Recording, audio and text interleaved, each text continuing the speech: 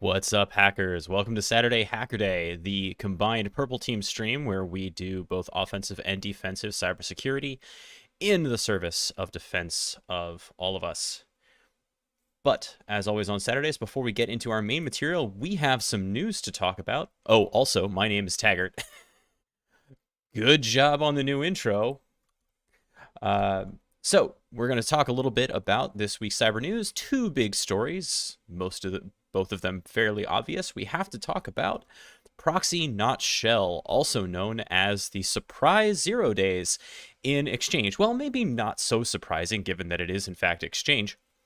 But what are we talking about? We're talking about CVEs that just got issued right after this attack was disclosed. CVEs 2022-41040 and 41082, clocking in at CVSS scores of 8.8 and 6.3 respectively. There are going to be a lot of links coming at you in the chat, so make sure that you are able to get those because they're worth taking a look at. So this is the kind of summary story about where things are from Dark Reading. Thank you very much to them.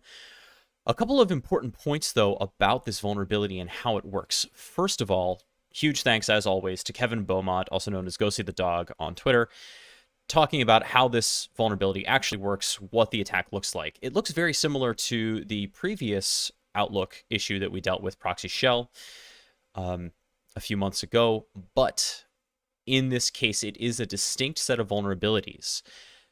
The first one, clocking it at 8.8, is described as a server-side request forgery vulnerability giving access to any mailbox in Exchange. Now, in order to exploit this, the attacker does need any set of credentials.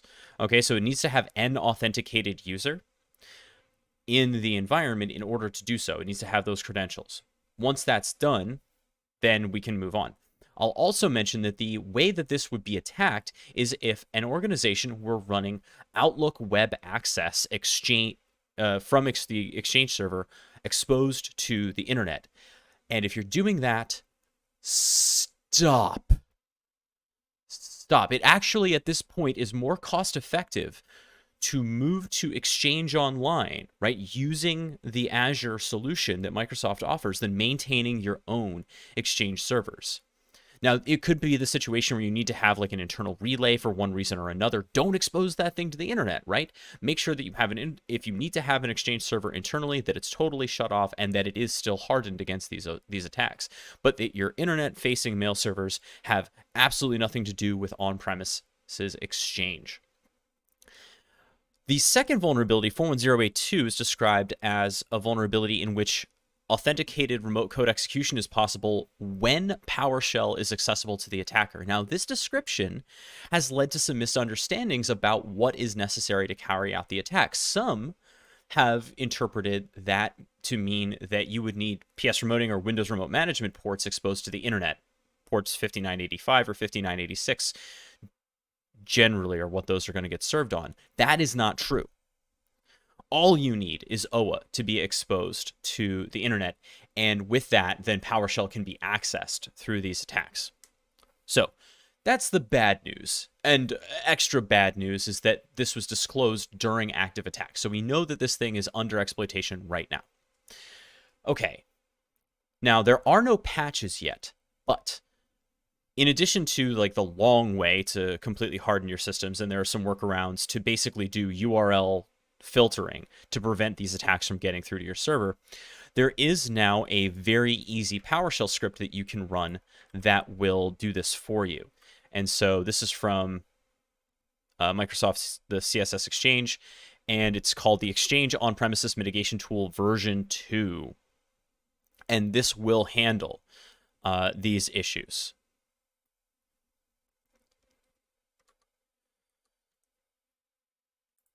Lastly, I thought this was worth pointing out. We have been covering for a while that attackers have been getting better and better at attacking non-standard device types, and in particular, going after hypervisors, where virtual machines are run and stored.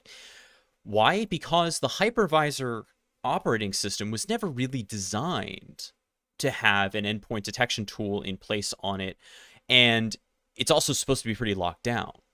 But if an attacker can get access to a hypervisor, and when we talk about this, we're talking about kind of like enterprise hypervisors first. But hold on to that thought, because we'll come back into desktop hypervisors in a second. But in enterprise hypervisors, right, which in this case we're talking about VMware ESXi,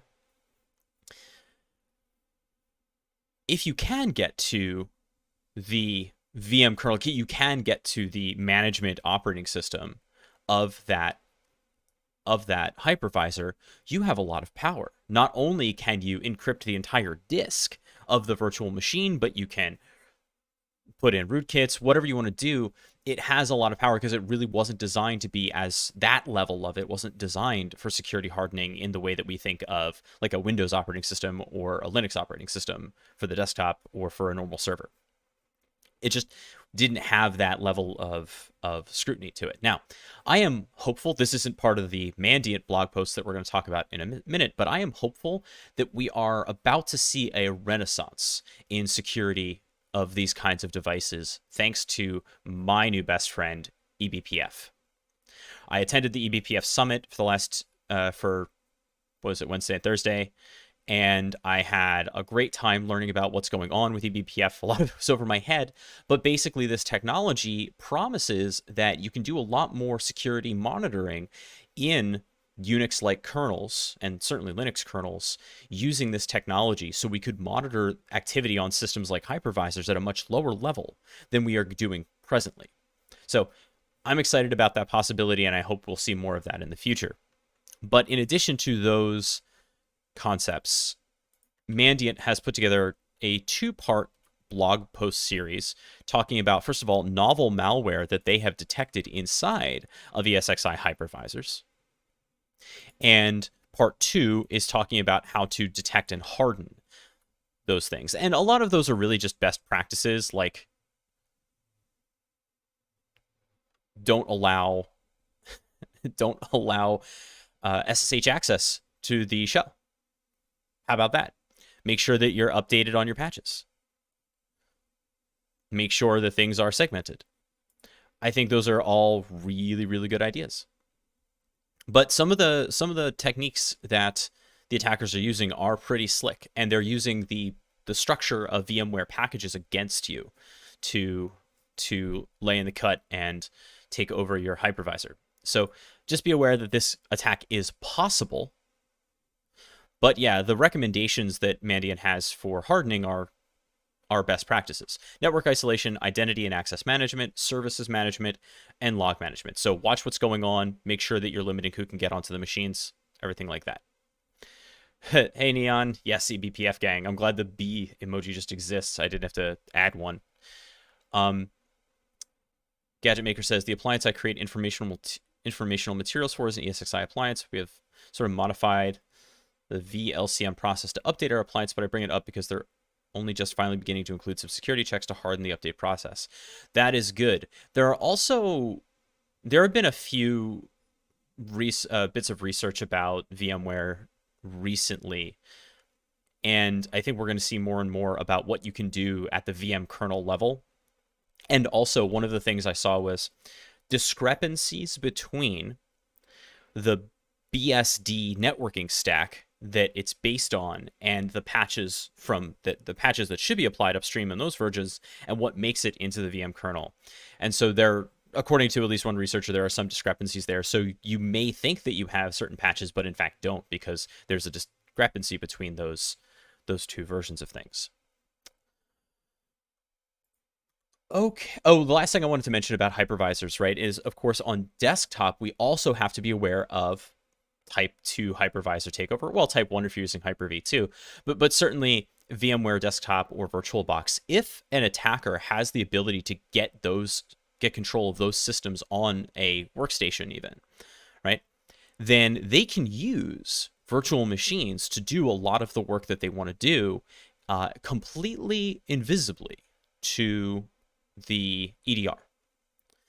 And this has been a technique that ransomware actors have been using for some time, right? If they have the ability to create a VirtualBox machine or something like that on an endpoint, they will do so. They will mount the current drive inside of the VM, do the work inside of there. So there is some difference as to what activities are visible to the endpoint detection and response software on the VM host, as opposed to what's visible inside the VM guest. So just be aware that this is a technique that you need to be watching out for. Look for detections of, maybe create some detections for suspicious invocations of things like vbox manage or the VMware command line tools. It may be something to be aware of, even on the desktop.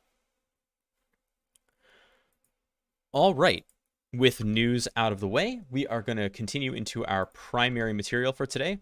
And I will tell you that today's session is basically ripped from what I've been doing for the last couple of weeks in my day job, which is considering an environment from how an attacker does from the outside. Now, if you are a bug bounty hunter or if you're an independent researcher, this isn't going to be, or you're even like a red teamer, right, that actually engages with external clients, this isn't going to be a whole lot of news for you. Or a pen tester, this isn't going to be a whole lot of news for you, because the external reconnaissance that the process begins with is going to be very familiar. But if you are internal to an organization and that's kind of where your focus is, it can be surprisingly challenging to examine yourself as an attacker does. How do you get out of that bubble? How do you think about what an attacker sees? And by the way, you have to do better, honestly, than the attacker, right? So for example, you have to discover every website that is out there with your name on it, right? If you're in a big organization. Now, hopefully you have a pretty solid database of those sorts of records, right? In a big enough organization or a disorganized enough organization, that information may be suspicious and you can't, or may be suspect, and you cannot rely on it alone. You have to do some work to find all of the things that may belong to you. So we're going to talk about some ways to do that today. We're going to demo a couple of tools that I've used successfully, and it took me a while to get them working, but I was finally able to get them working the way that I want, and then come up with a process to escape your bubble and use tools in the cloud that allow you to really assess this material effectively for yourself. So let's get started.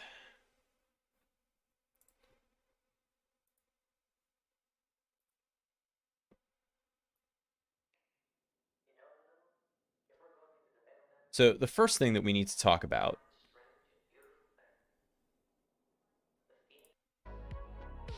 there we go. Little music there. Maybe we go data wave today.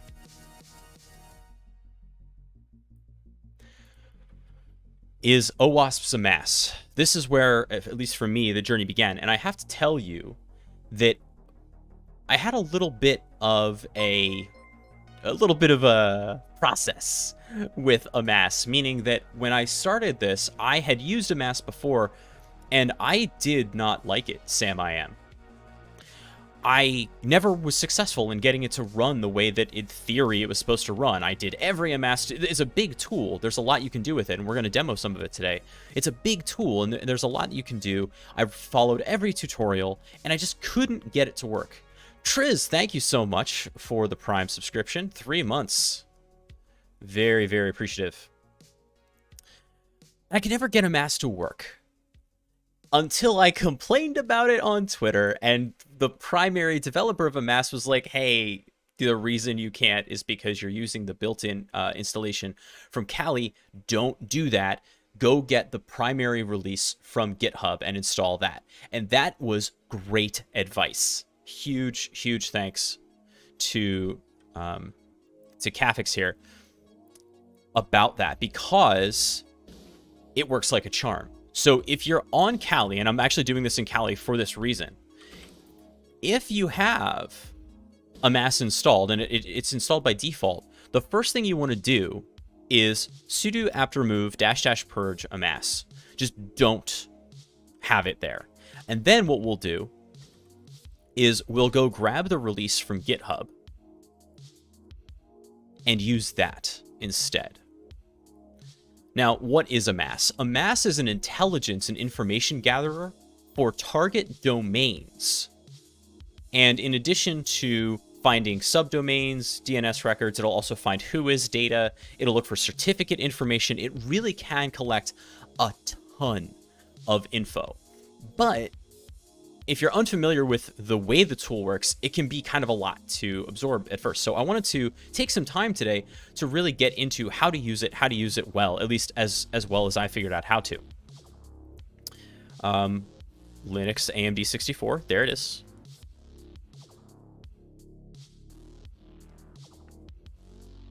And we're going to start here in my own Kali machine, and that's intentional for demonstration of these tools. But then once we finish with that, we're going to move over to Azure, and we're going to spin up an external VM that does this work for us to guarantee that we are kind of completely outside of our bubble, right? That we are exploring our environment the way that an attacker might.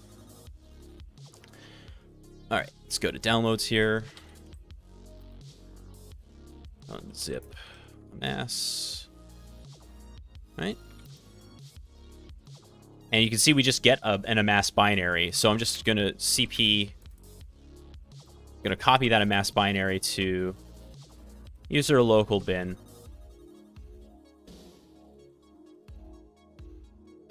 All right.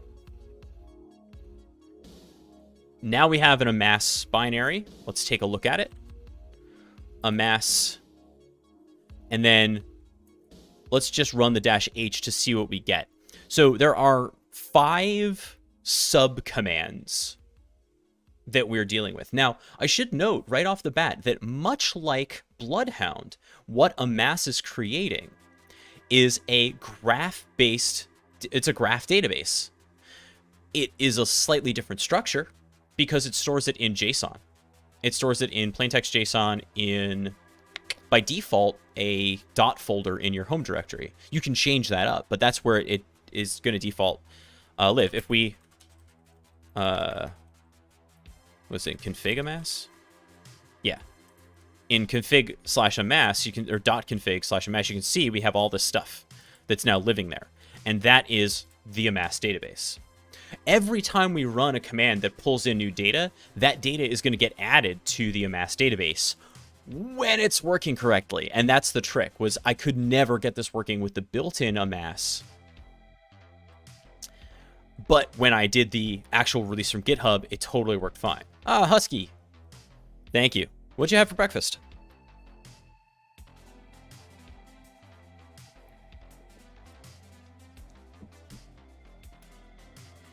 Okay.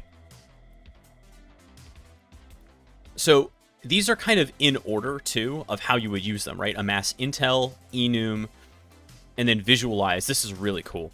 And then track, and then DB. So we're going to start with Intel just to see what that gives us. Now, when we do this externally, we're going to do this against my domain. Okay? Just so that I'm not outside of any scope, or I'm not doing anything I don't want to do. But I did want to demonstrate. I'm also going to do like my best Nahamsec impression here and do some live recon on a target. Now, as you know, I'm not like super into bug bounty, but it may surprise you to know that I do have a bug crowd account. I don't use it for really anything, but I do have one.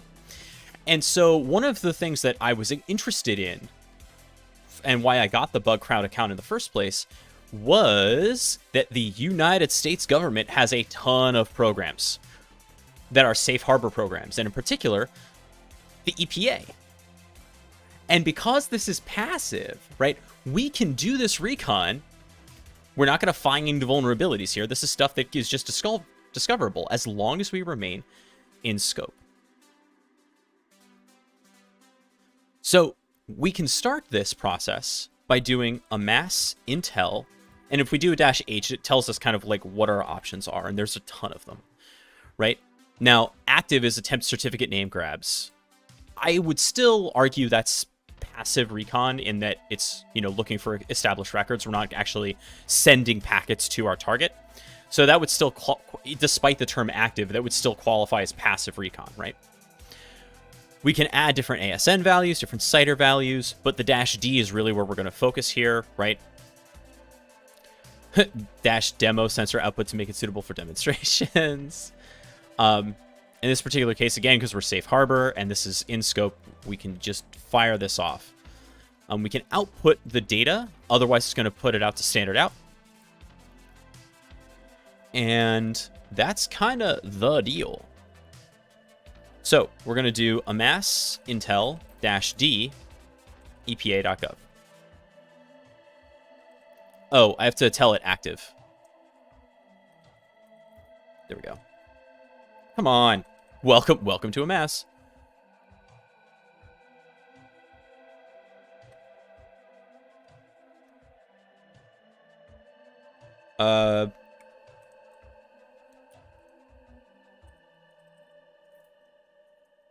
There we go. We'll give it who is as well, and now it'll actually go do something.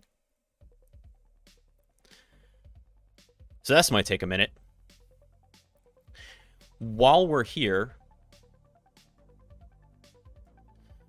there's another tool that you may want to go grab, and we'll grab these tools. We'll grab Amass again when we go do the cloud version of this. But there's another tool you may want to grab, and this is for grabbing screenshots of web applications. Now, I have used every one of these under the sun. Now, notice that some of these are not in scope, right? We cannot go after some of these, even though we discovered them. Right? It's finding a bunch of this stuff that's related.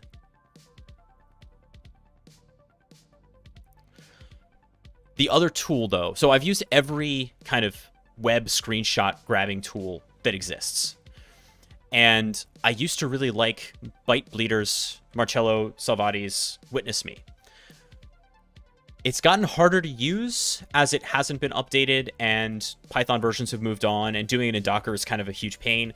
Honestly, even as much as I love Docker, doing that one in particular in Docker is kind of a huge pain. And so the one that I have kind of landed on that works really, really well and gives me exactly the data that I want is Aquatone. Written in Go. That's right. So I don't have anything against Go tools, in case there was some confusion about that. I use a lot of them. Like Sliver. Sparwall likes Aquatone too. Yeah, I'm a huge fan of Aquatone. And what Aquatone does, it requires a Chromium browser present. Google Chrome or Chromium. And what it will do is use it in headless mode to render websites to generate the screenshot. Now, one advantage of this is that it can also handle JavaScript applications, right? If it's written in Angular or React or something, it'll still grab the right rendering of the page because it's using the browser's engine to do so. Very, very cool. You can also send Nmap data to it if you want. So you can start there. But what Aquatone literally, you just like give it a list of stuff, send it to Aquatone, and then just go get a sandwich. Like a bacon, egg, and cheese. That sounds a lot tastier, honestly, than my... I have the same thing for breakfast every day. I'm not that interesting. Which is just oatmeal with a spoonful of peanut butter in it.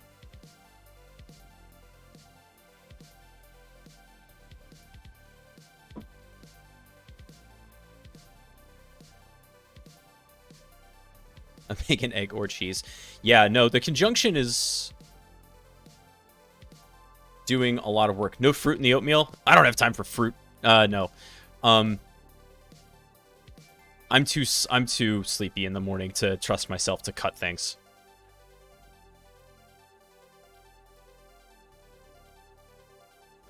Peanut is fruit.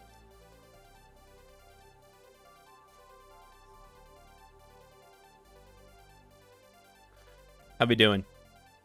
Okay, so that enumeration worked out okay, or that intel worked out okay. And now, the next thing we want to do is find the subdomains. That's really where Amass shines, right? So now we're going to run Amass enum-d against epa.gov. And this is going to go find subdomains. And we do hostname enumeration sometimes on this stream when we're doing Try Hack Me boxes. I think we did it. You have to do it for Wreath, I think. And we've done it for a couple of other challenges. what did the intel command do? The intel command, we'll see it in just a moment. The intel command got whois data and certificate data for all of the things that it found that were associated with that domain. And now it's in the database, so we'll see it in just a second. Matt, good to see you. Thanks for joining us this morning.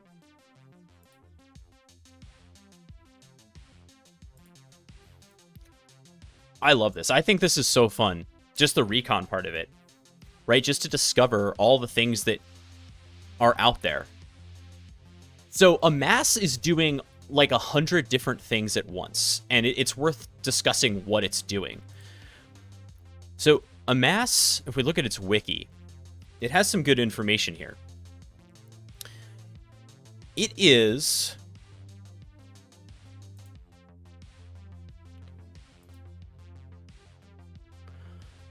using several different kinds of records. DNS registrars, public information. It's also doing a little bit of brute force discovery.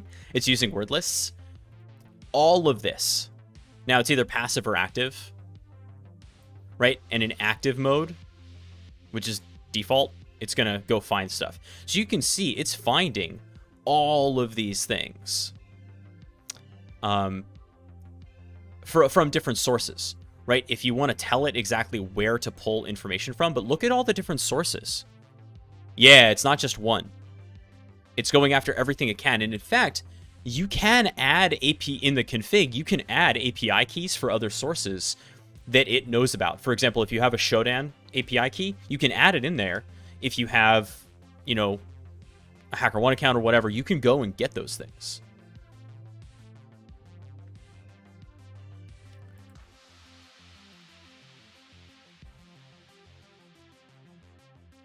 That's a lot of subdomains.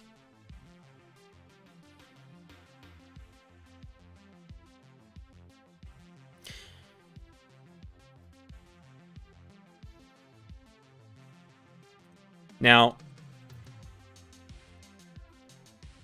if we look at the database,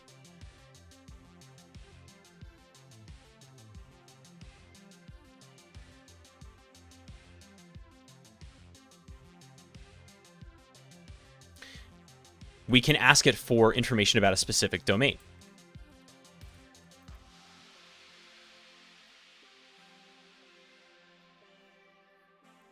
And then it will display that information one way or another.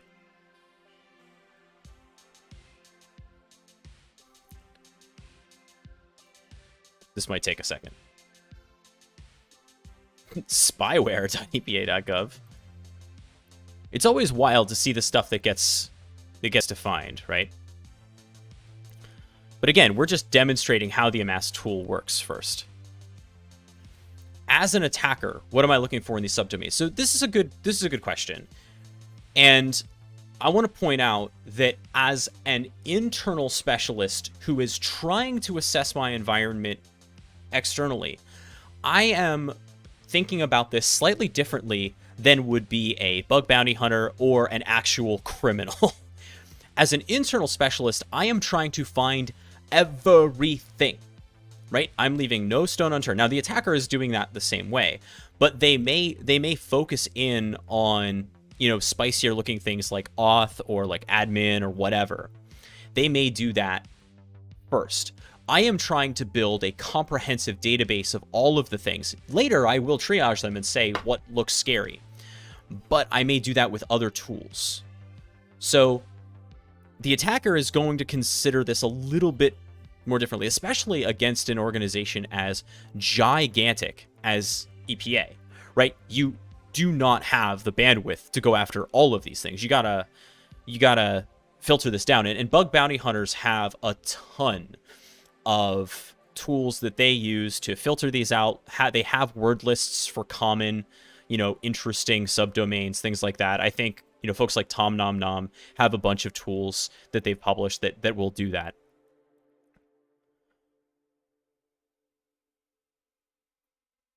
Yeah, this is doing great. Now, I will also note that what I like to do is I like to run Amass through T so that we get the data into a text file as well. You can also use the -O, but I actually like T better than -O for this because I want to see the standard out, but I also want to capture it to a file. So that's what T is for. Therefore, we're going to use it. God, look at this. Yeah, anything with admin or auth, those are going to be interesting. Login, VPNs, the word console might be something, secure. But the truth is, yeah, IoT devices are pretty scary. But the truth is that the domains are just the first step in the journey. After that, you would want to go get other information from other sources, like Shodan. And we have never really used Shodan like this way on the stream. We've never really done a live recon because I'm not in a HomSec. We haven't done that before. But we're going to do a little bit of it today. Now, I do have a Shodan account. I have the membership. And you should too. It's not expensive. It goes on sale like once a year too, for like $5. And you should get it when it happens because it's well worth it. So one of the things we can do is we can try like org, or let's try hostname, epa.gov. And this will do a hostname query for anything with EPA in it. So now I have data from more than one source, right?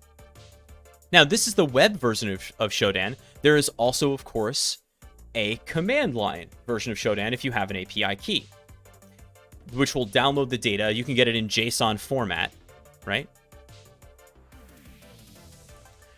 And what are we doing here? In addition to just the host name, now we're starting to understand what services are running on those targets. Right? We're starting to say, okay, we've got a lot of HTTP servers. I've got my top ports over here. I can even filter this down. If I were just looking for things that have HTTP servers, I could just search for HTTP. The reason that works is because it's going to show up in the response.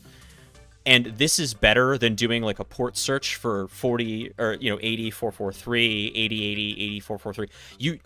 You can miss doing that. But HTTP servers gotta respond with the HTTP header. So if you search like this, odds are you will find HTTP servers. Right? So 1014, smaller, but not by a lot. You know what I mean?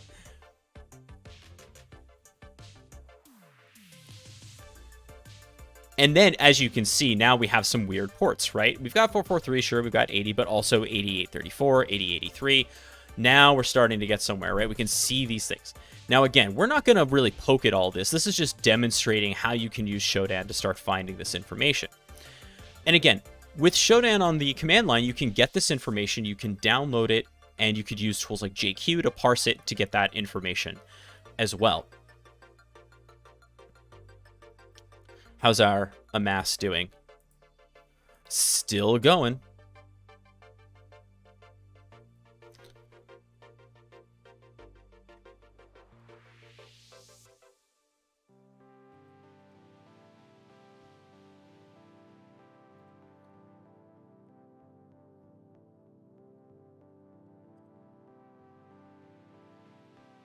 I think that's enough.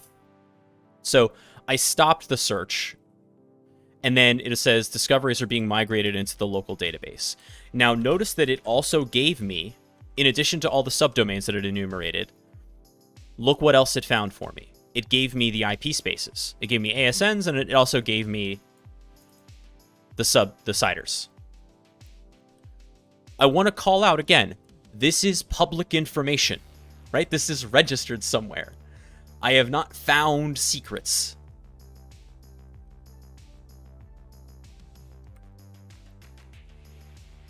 So eventually Amass will finish migrating that into the local database, at which point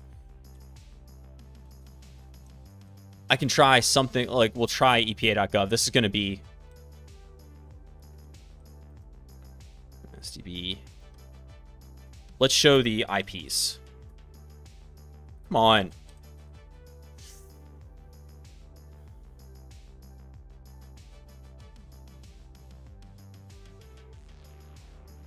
How many of those are Akamai or CDNs? Yeah, it tells you how many subdomains are in each one, which is really interesting, right? They don't have a lot in AWS.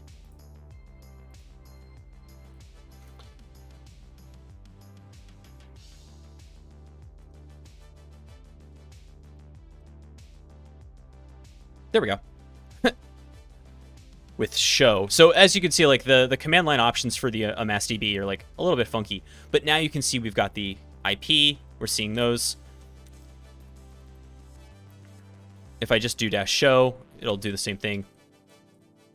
And depending on the options that I give it, oh, it also printed out all the domains. How nice is that?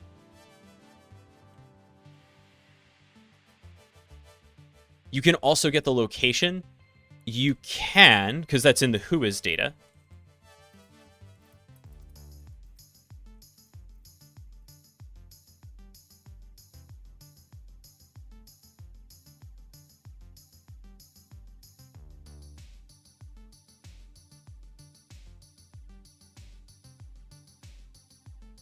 Yep.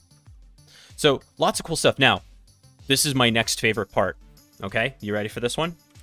Amass viz apa.gov. And we'll do that with D3. I love this so much. I wonder how long this is going to take. Oh, that didn't take long at all. Okay. We just made a web, basically a little HTML page that will do a graph view of our discoveries. Okay, so it's a little wacky because we did a gigantic organization. But this is actually awesome for what it shows you. Let's zoom into a small section, right? So we see there's a net block here, and here's some addresses. And it tells you what the edge is, right? Contains. And then we have an A record over here to these different subdomains. So if you focus this in just a little bit more, it really can do a lot of amazing stuff. These are reverse DNS, right? And it'll also, look at this, it tells you what the source is as well, right? It tells you it came from AnubisDB. This is coming from Alien Vault. I love this as a starting point. Now, here's a thought for you. As an attacker, I want you to think about this. We know that Bloodhound, can you output it as a CSV and can import it into Maltego and get a better visibility? I'll do you one better, Angel. You can just export it as Maltego data.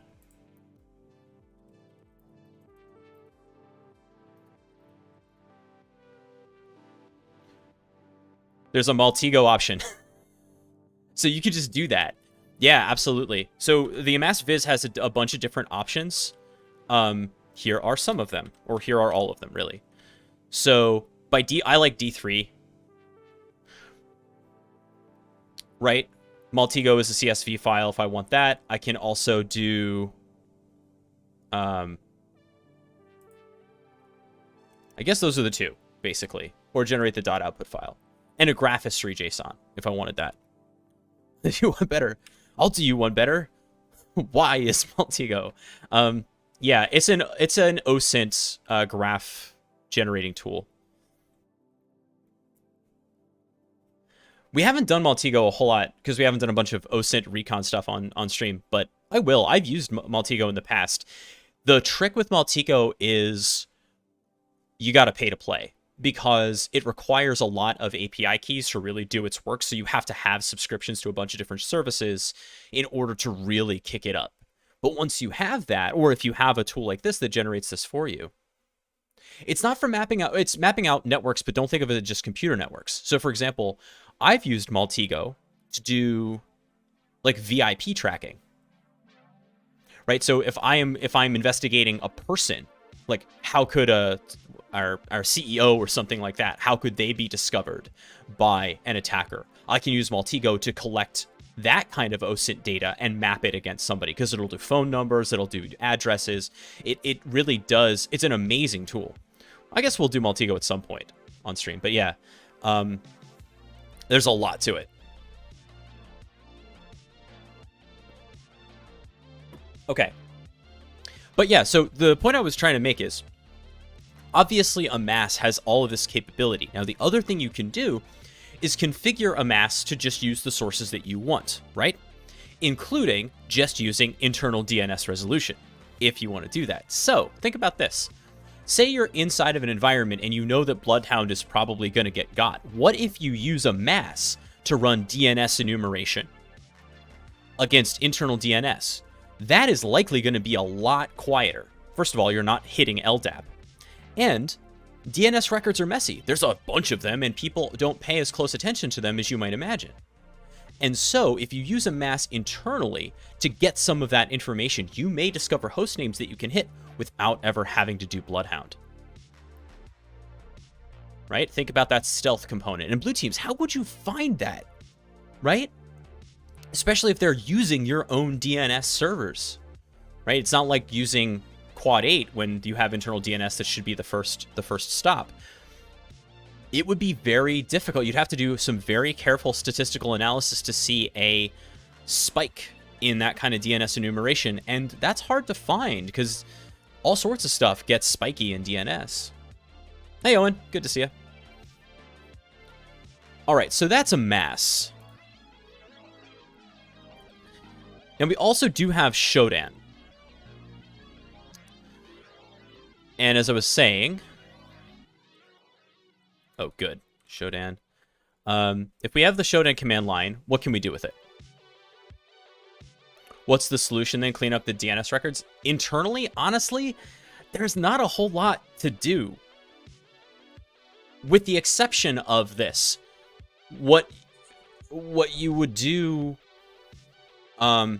here's what you could do internally. You could have canary domains, canary records, where they are, you know that they're on word lists, right? But you don't actually have them doing anything in your environment. So if somebody starts querying for those in your environment, you know something's going wrong. That's probably the best defense against something like this. Kind of like a honeypot, yeah. Where you set up a thing that is intentionally meant to get detected by tools like this, but that doesn't have any other real purpose in your environment. So when somebody tries to go after those, just go after, you have an alert that gets generated. Yeah, we'll do a deception stream at some point. Another cool technique like that, especially to catch Bloodhound, is you should have a honey DA. You should have a domain admin that isn't really a domain admin. Like, nobody has, the password is not real, like somebody tossed it in the garbage and on fire. It's not a real domain admin, but it is in the DA group, meaning that if somebody queries information about that record, you know for sure that somebody is trying to do something suspicious.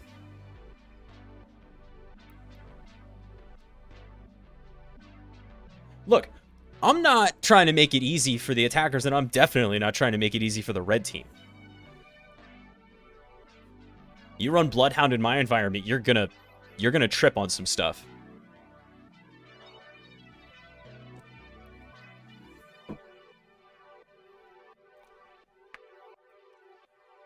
So Shodan. We want to search, right? So Shodan, search, and we can kind of do the same thing that we did before, which was like org epa.gov, or no, hostname, my bad. And actually, let's do a single quote outside. Hostname, epa.gov, and HTTP. If we're just looking for HTTP servers. Right. So, Shodan init, and I did this specifically, Shodan API key. I created an environment variable with that specifically to make that happen.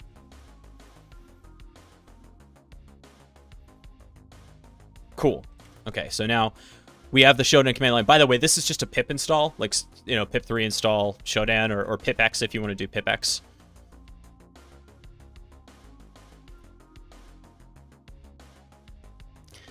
So let's see what this gives us. A bunch of data, right? It's a lot of data. Now, if we want to understand how we can format this a little bit better,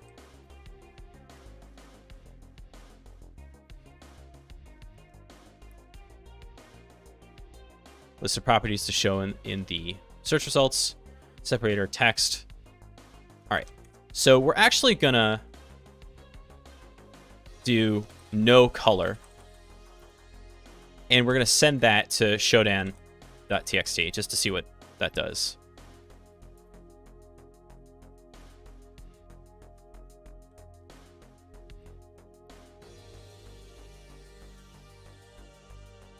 Okay, let's vim shodan.txt. Stuff. Now, you would have to parse this a little bit. And I believe there's a way.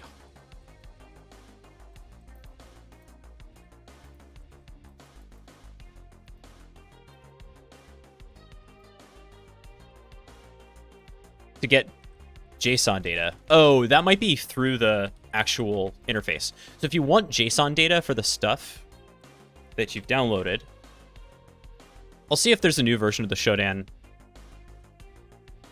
tool.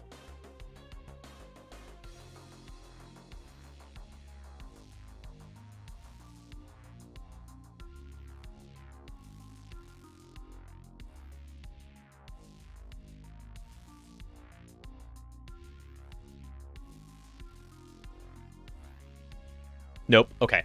So that's fine. But we go to view report. Now, some of the download capabilities for this, you need to have like a real account, not just the membership. You need to have an enterprise account to do real downloading. By the way, if your org can pay for it, definitely get it.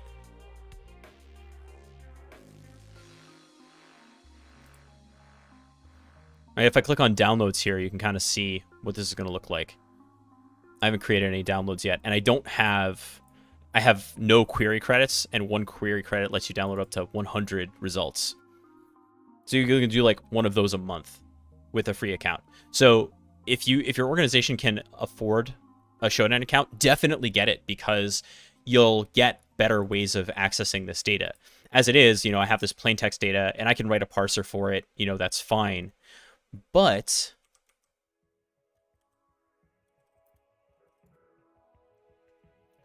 now you can kind of see that I've picked up all of these domains. So what I might do then is get all of these IPs, right? That getting the IPs is easy. What is this separated by? Tabs? Yes. Okay, so it's a TSV. And in fact, we could have done a separator of comma to make that a little bit easier. Maybe that is only for host and service types. Why you are not getting a JSON is due to specifying HTTP. Just do the query without, and that results in JSON format. I don't know that that's true, Angel. The whole point is that it's giving me a separator here, right? It's not JSON for that reason. It doesn't matter, though. I wanted to specify my HTTP services, so I have to do that search that way. Now, if I cut D tab and the F of 1 shodan.txt,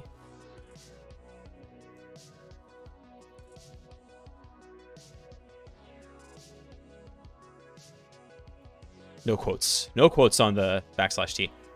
I will get both IP4 and IP6 addresses, and I can send that to my IPs.txt. This is kind of how Recon goes, right? You're kind of collecting data.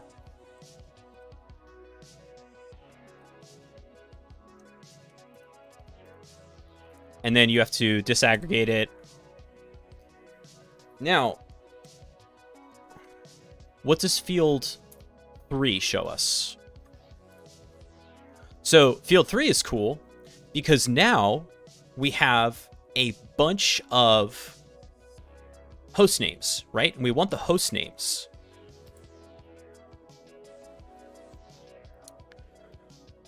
Now watch this. What we'll do with this data is we will pipe this to my good friend Sed. And what we'll do is we'll replace every semicolon with a new line. We'll do that globally for every instance on the line. And then we'll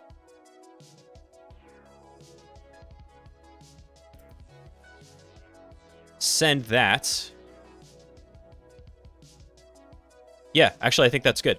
We'll send that to Shodan domains.txt.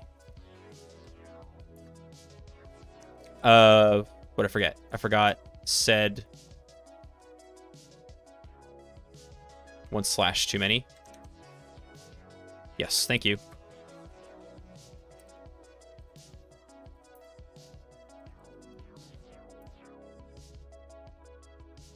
All right. So we have this list of domains. That was nice and clean, right? Might want to clean this up a little bit more. Now, we have the Amass DB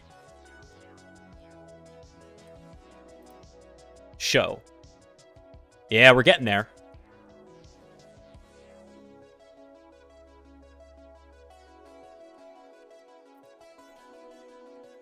Do I just want print just discover names. So I want just the names. Right, so I'm going to send that to Amass domains.txt. Let's make sure that's good.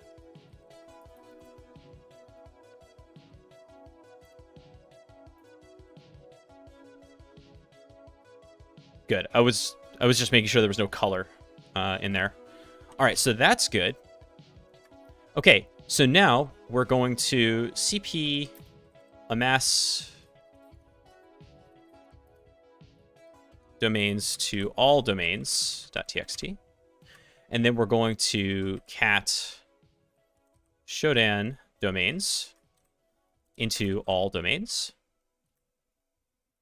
And you can do this in Vim. You don't have to. You could also do this all the command line. I like to do it in here just to make sure everything looks good. Okay, so Kafka is correct. We need to use unique, but the unique tool only works by comparing one line to the next line. Okay, so in order for unique to do its job, there's another thing we have to do first, which is sort this data. So let's save it. So let's run a word count. Why not sort -u? I don't know, because I forgot it existed, Angel.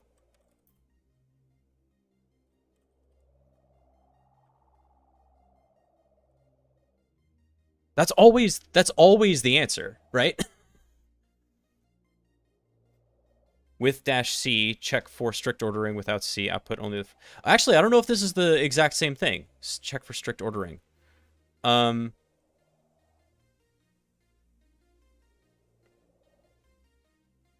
only the first of an equal run. That might work.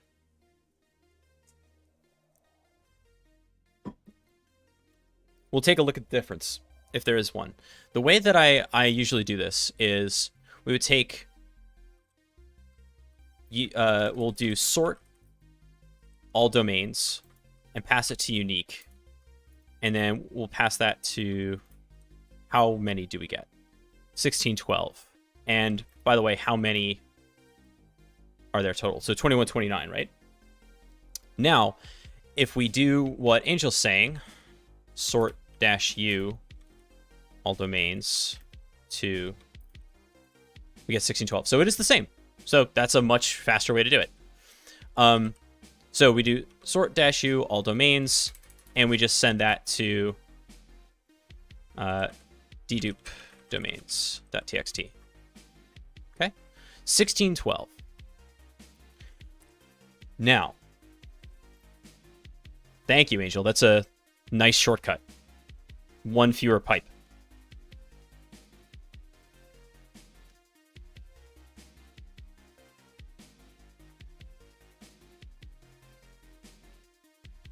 Now, some of these, lamely, are out of scope, right? Privacy Shield. A lot of these are outside of scope. So what we can do here, just to make sure that we're not doing anything evil, is we can do something like, or no, not search. We're going to do a global, and anything that doesn't end in epa.gov, or sort unique-c, sort v to count the duplicates, which can be useful sometimes. Okay, yes, good point. So epa.gov, we got to escape the dot, and then the end of the line. Anything that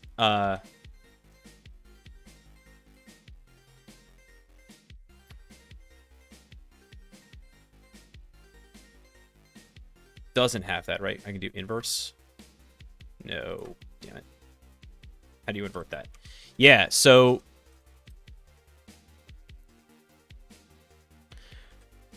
the way to invert that is like this.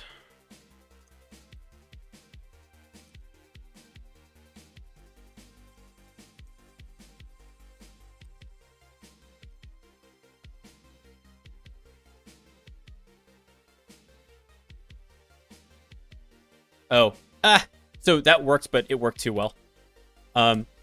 So because I got to do anything before it. And in fact, then a dot. So we're saying globally, anything that doesn't contain this, and it's like a character set, but we're kind of cheated because character sets have this inversion capability with the caret saying anything that doesn't match this. So what we're doing is we're using a capture group inside of that to describe more than a single character as a thing. That still does that.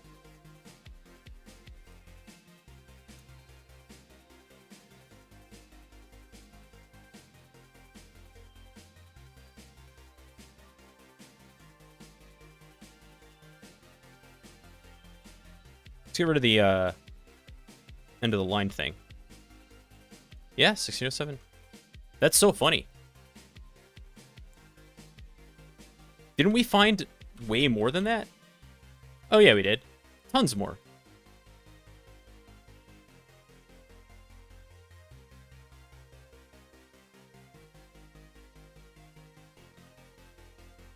All right, so that's just about me being a little bit sloppy with my regular expression. Oh, right.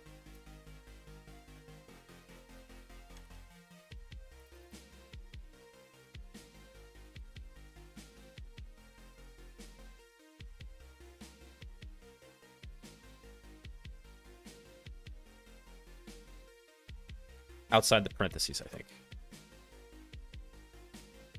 Nope, still wrong. Okay. 1 second.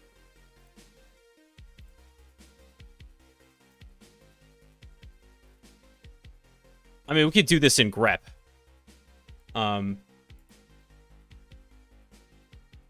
Oh, God. Sorry. I'm being very dense. Instead of G, you use V. We don't even need the rest of this. EPA.gov. That's it. So anything that doesn't end in .epa.gov gets deleted. There we go. I knew there was a way to do it. So you use the V instead of the G to do an invert match. And then the V for invert, that's right. And then the way that the G and V work is that in Vim, right? The G will do a global search. You match your pattern, and then after your next forward slash, it's like whatever vim command you want to do. So D for delete, right? And V does the same thing, just it inverts the pattern match. Like grep-v. Exactly. Exactly, Sparrows. All right, so that is better.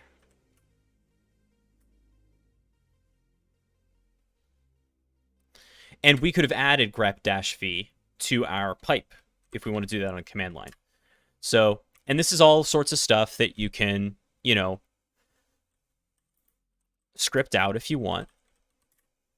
All right, 1479, dedupe domains. Now, let's install Aquatone and see what that does for us. This is going to take a hot second.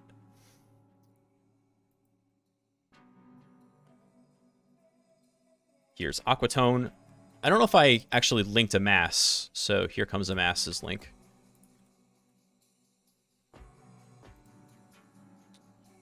Alrighty. So we'll go get the Linux AMD 64.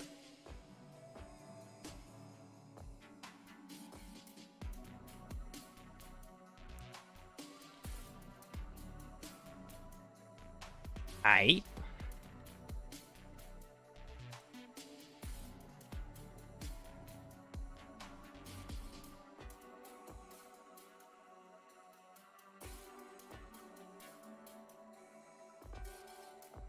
I seem to recall that this extracts to just like straight.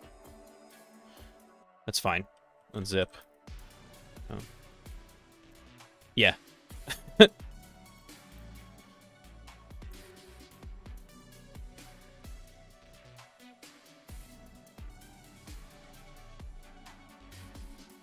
Okay. Aquatone. What can we do with it? So we know Chromium is already installed in here. That's fine.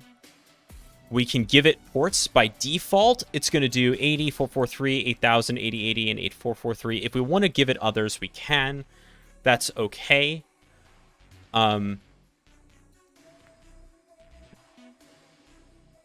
You know, you can also have, there are list aliases for small, medium, large, and extra large if you want to use those. We'll do the default ports just to show you what this looks like.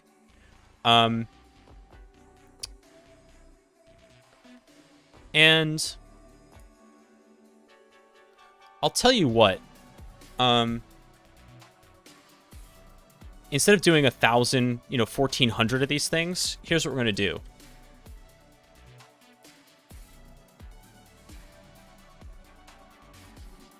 I want to do a random sample.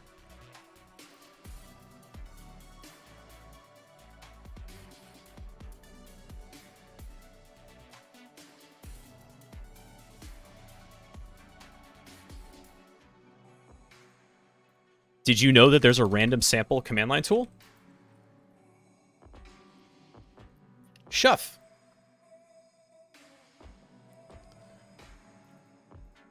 It will shuffle a file, and you can do at most whatever. So if you want to do a sample size of n, you just do n.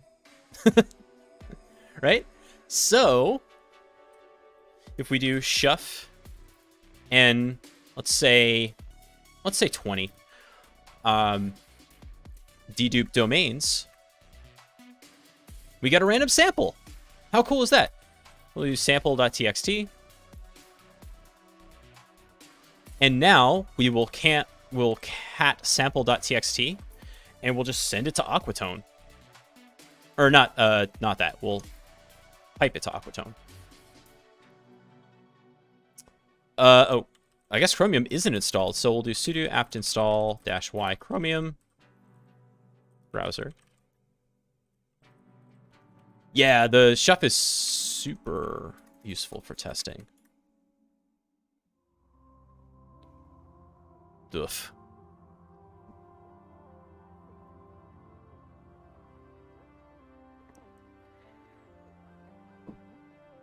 Oh no!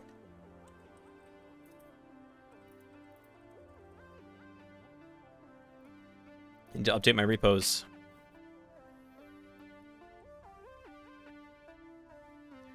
And again, this is the kind of stuff that, you know, Aquatone will grab screenshots of every web page. It will do, you'll see it. It will, yes, grab screenshots of every web page, but that's not all. It will produce a report for you that will group them by similarity, by host name, or individually, and it also will produce this really cool graph of the relationships between the stuff that it finds, not just by hosted IP or things like that, but by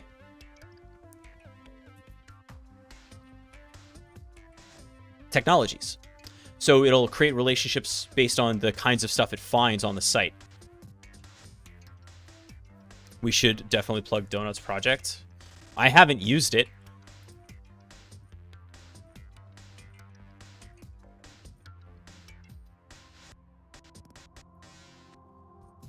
But yes, friend of the stream and fellow Rustration Donut works for a company called Resync.gg, or called Resync, which I guess is coming soon.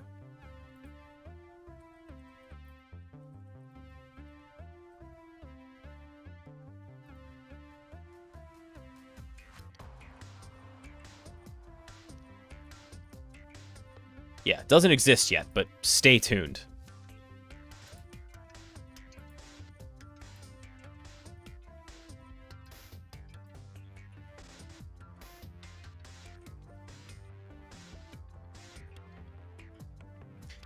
Speaking of solutions that are new, I got into the Kaido beta. So stay tuned for that, because we'll be demoing that on stream in the not too distant future. And another tool, this is more about web testing, but a tool that I have used and isn't terrible is BrightSec. So imagine you had kind of a cloud-based web app vulnerability scanner that does some of what Zap does, some of what Burp does, but it kind of runs it in an automated way. That's what Bright is. This is Tanya Janka's company, aka She Hacks Purple, and it actually kind of rules. If you're looking for a way to do a first pass that's like kind of productized, this doesn't suck. I have used Bright. I liked the results. We'll play with that at some point. How do you know so many tools?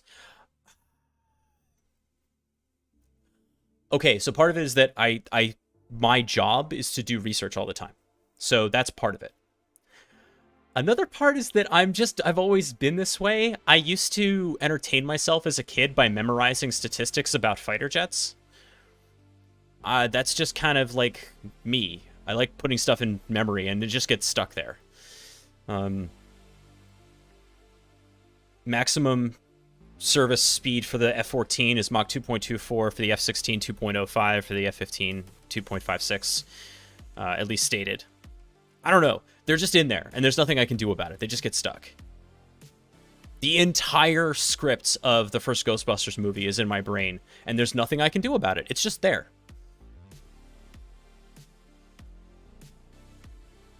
I used to have to tell people when I worked more, tier 1 desktop, like, I can never see your password.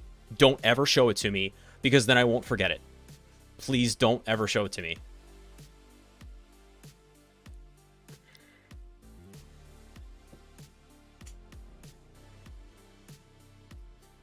Okay.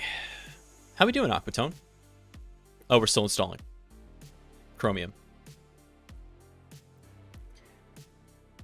Now, I do write this stuff down, because I don't expect that to be true for the rest of my life. But yeah, it's just kind of like categorizing, here's the things that you can use for this, here's the kinds of things you can use for that. But I also am picky, so even though I know about other alternatives, I'll stick with the stuff that I like a lot. Hate Handles, thank you so much for the raid. Really appreciate that. How was your stream? As we're continuing to install Chromium. While we're waiting for Chromium to install, would you mind a quick tangent for one of the most fun solutions I ever came up with as a K-12 educator to deal with student passwords.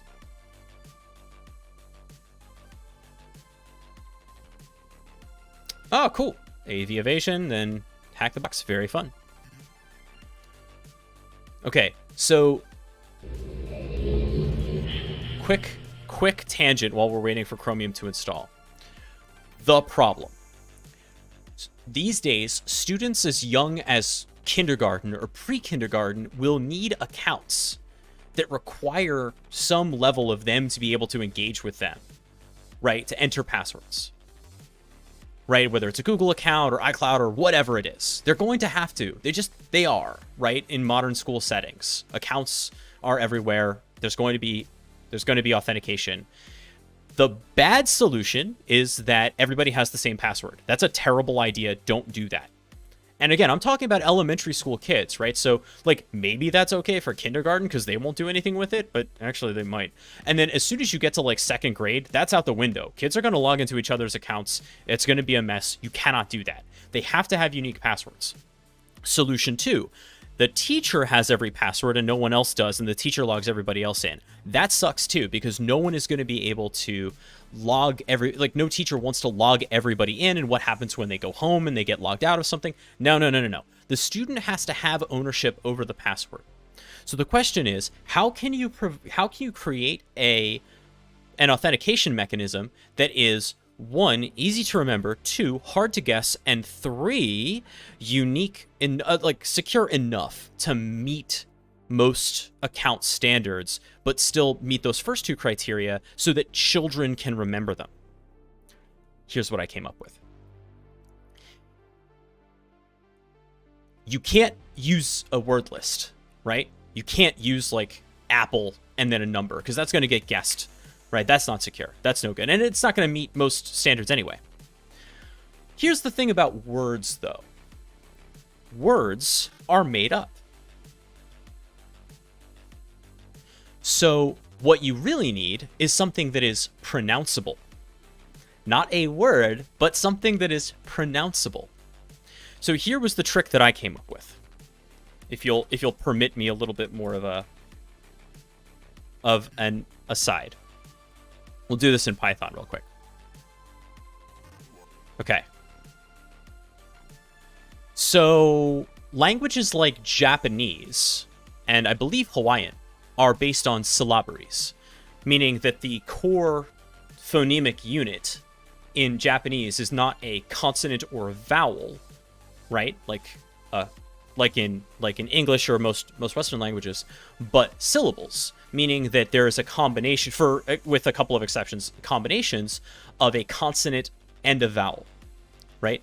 Ka, ke, ku, ko, right? How do you know if a string of characters is pronounceable? You make it pronounceable by banking on this syllabic idea. Watch this. If we make a consonants list, right, of, let's see, B, C, D.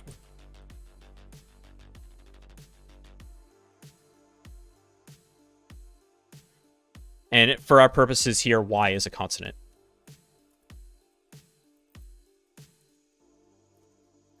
Okay.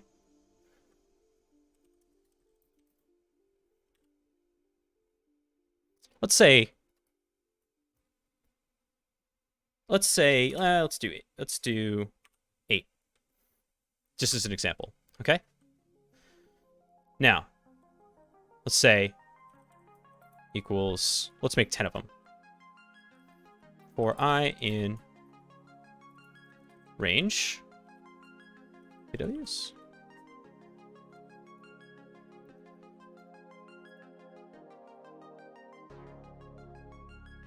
Oh, I need to import random.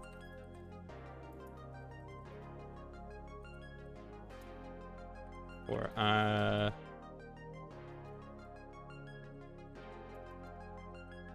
and then yeah, for I in range, we'll make a function, def make PW, PW equals empty string. This needs to be right. PW length. And then for I in range, PW len. PW plus equals random dot choice from the cons. PW plus equals random dot choice from the vowels. And then we'll do PW plus equals stir random dot randint 0 to 100.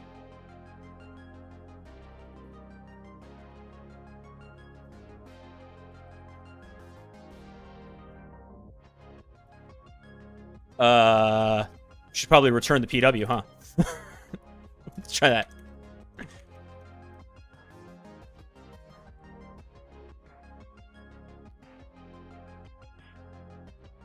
Now, I did screw that up a little bit.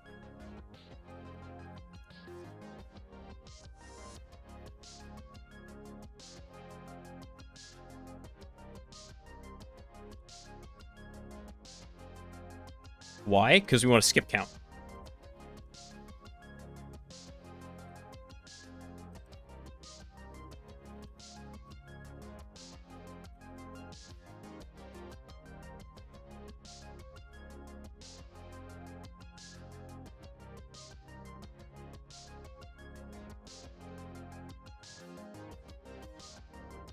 What'd I do?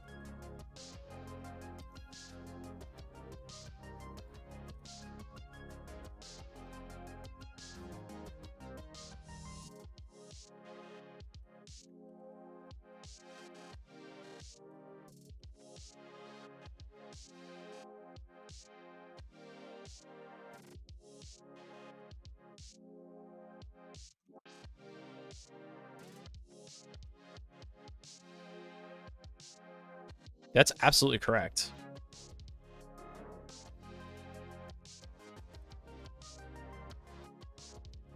There we go. So, check this out. Because it's consonant vowel, anybody can come up with a way to pronounce this. And the second you come up with a way to pronounce this, it's in your head.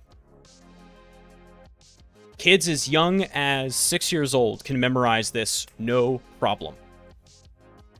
And now you have passwords that children can use that actually happen to make pretty solid passwords. And you can like capitalize the first character if you want. Are they the most secure passwords in the universe? No. Are they easy to remember? Yes. Are they hard to guess? If you don't know this, yes. And can kids use them? Yes. So you can do this with your kids too. By the way, if you have a need to create passwords that they need to remember, works great. And again, it's banking on the fact that we can pronounce these syllabic pairs.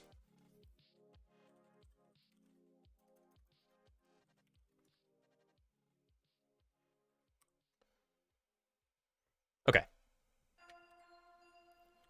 Back to Recon. Chromium's finally installed, so now we can actually send this sample to Aquatone. And let's see what the scan looks like.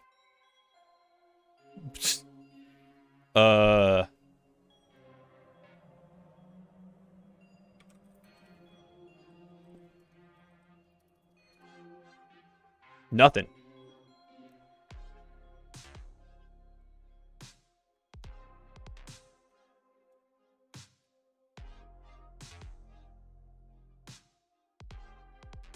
All right, we'll try a different sample.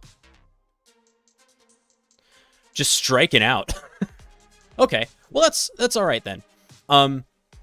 It's time to move on to the second component of this. Anyway, well, I mean,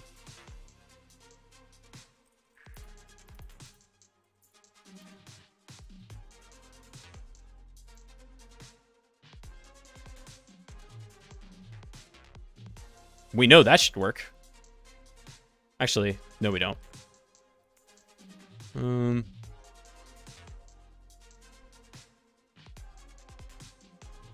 Boy.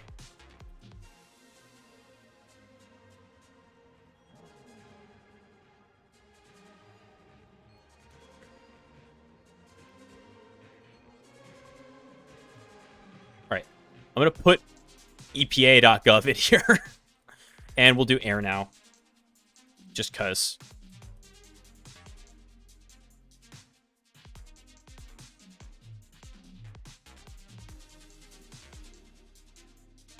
Okay, something's going wrong. Because we know that EPA.gov should work.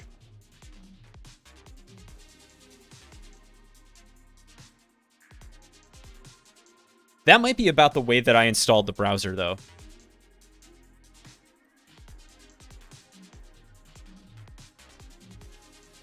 So, this is actually fine. This is actually a good lesson.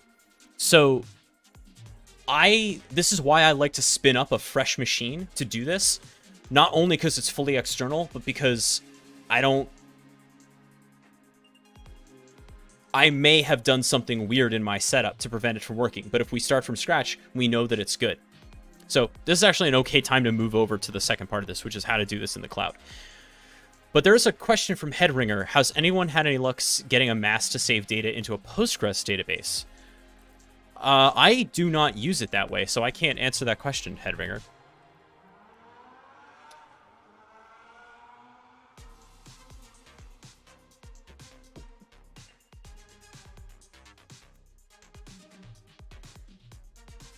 Okay, so what we're going to do is we're going to use Azure. And I'm using Azure mainly because I'm more familiar with it, and I like it a little bit more for our cloud environment, but you can do all this stuff in AWS. Kind of. You might have to use different tools.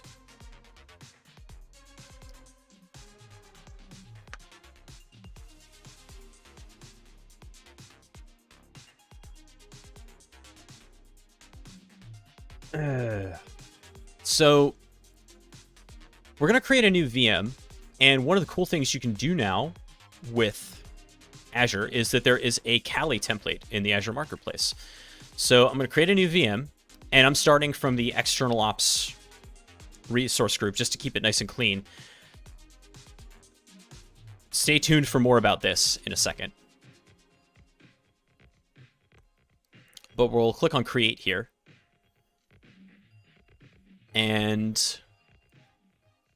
Azure's going to Azure. Take your time.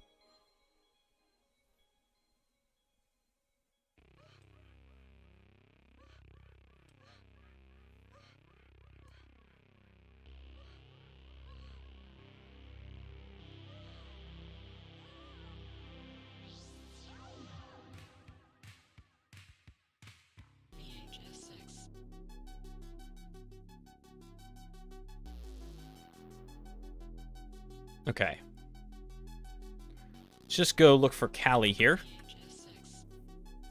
There is, in fact, a Kali Linux first-party option now. This is fairly new. Yeah, I will favorite this, and then I will create it.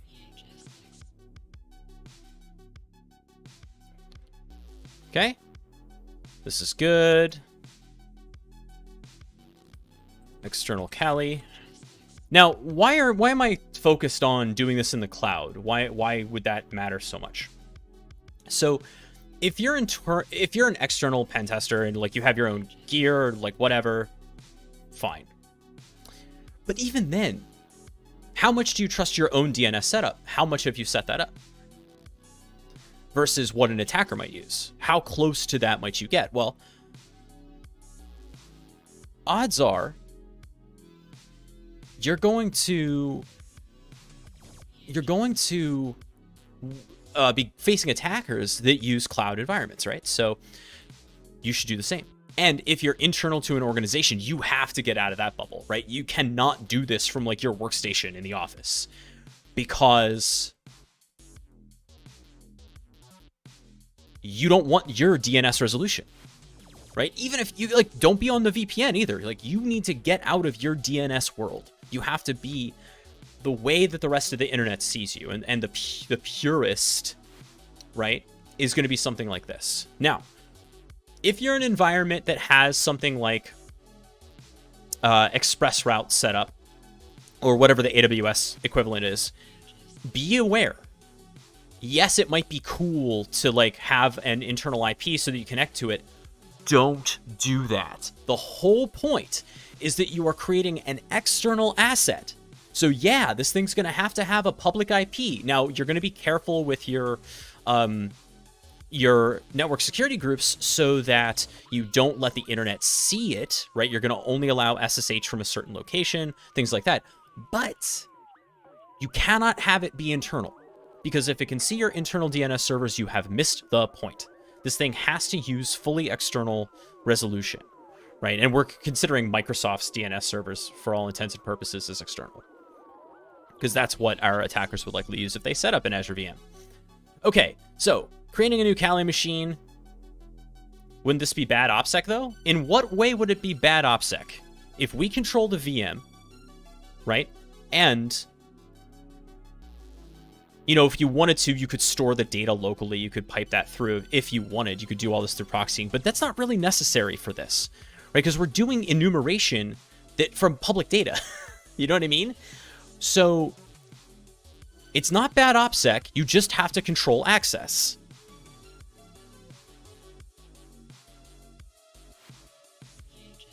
The cloud provider has your info.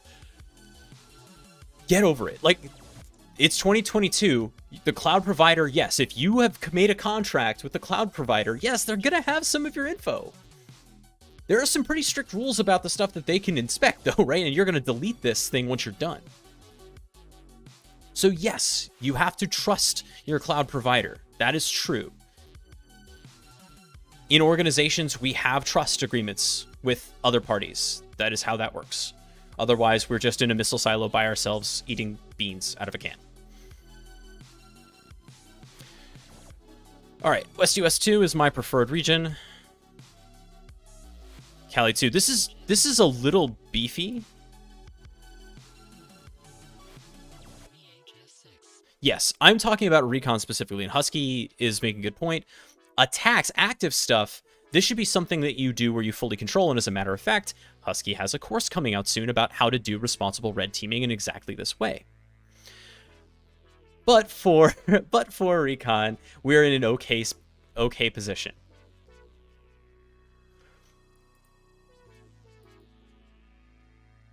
B1S, I'm actually going to kick this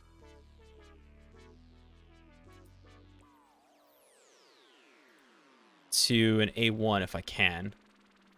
Oh, am I not allowed to use it because I set the my budget too high?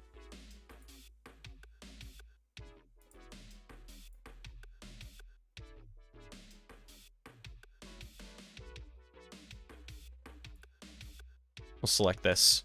We're not going to run it that long. D2SV3. Yeah, it says 70 a month. It's about 10 cents an hour, though, and we're not going to run it for that long, so this is going to be fine. Now, an SSH public key is what we want to authenticate with. We're going to generate a new key pair. So that's all good. Now, from our inbound port rules, we have to allow SSH because we're going to have a public IP. That's the whole point. Again, there's no internal connection. All right. Now, we're going to go to networking. Oh, actually, just kidding. We're not going to do that. We're not going to allow SSH. My bad. We're not going to allow anything. And I'll tell you why. We're not going to do a global allow SSH, right? I always forget that step. And I do have Terraform plans for this, but I wanted to do this manually. Okay, so disks, delete with VM, that's fine. Networking looks good. That's all fine. We have a VNet that we're already connected to. That's all right for this. We're creating a new external IP. We're going to create a basic NSG for this thing. Again, public inbound ports is none. We will fix that in a moment, but we'll do it a separate way. Delete public IP and NIC when VM is deleted. Definitely yes. Management. Don't need that. Monitoring. Turn it off. Everything else is good. Now, I'm going to move this over. Pardon me. I have to move this over for review and create. For a little bit of OPSEC, actually. So bear with me for just a moment.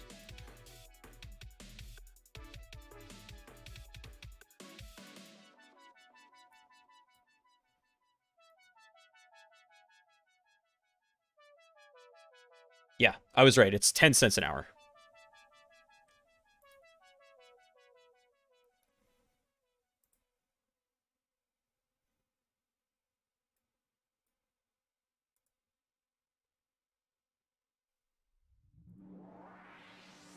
Okay. Validation passed, and I'm just...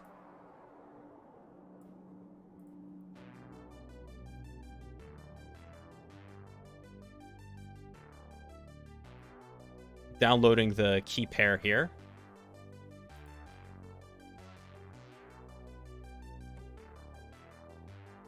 Oh, hilarious. For some reason, it didn't show my phone number this time. Well, that's fine. Like that. Right? All right, so deployment is in progress. That'll take a second. All right. The interface is up, the NSG is up, the IP is up, the VM will be up momentarily, at which point we can then configure it to allow SSH from our IP address. That is how we will connect to it.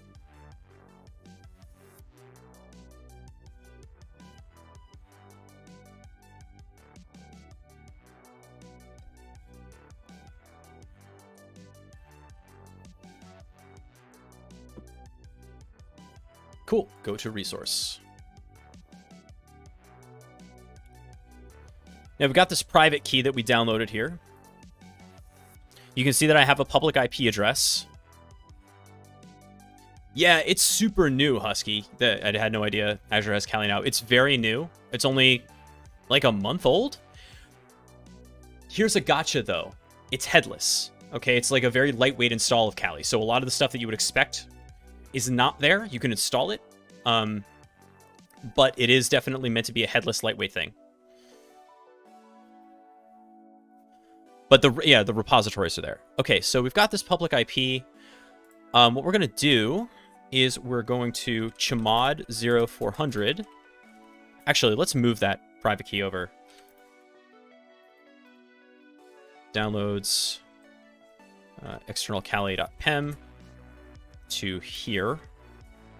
And then we'll chmod 0400, the Azure Kali. You need to, or the external Kali, you have to change the permissions of that thing if you're using SSH on Linux. Otherwise, the permissions check will get you. By the way, a little bit ago, MetTV, thank you so much for the follow. Interestingly, if you do this in PowerShell, if you just download the private key and you use SSH through PowerShell, it does not care what permissions are on that key at all. You can just do it. Okay, so now we will copy this public IP. We'll SSH-I external kali.pem as your user at that IP.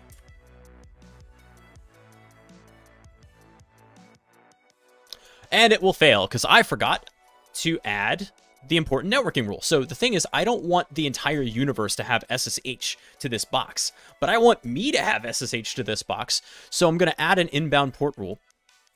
And as always, yeah, you're going to see my external IP, whatever. The source is going to be my IP address, and then the service is SSH, and that's it. What'd I do? What'd I do wrong? Source any, destination any, service SSH. Source is actually my IP address. Priority 100. What's the problem? Source port range. I did nothing different, but okay. Whatever. So it's going to add that security rule. And now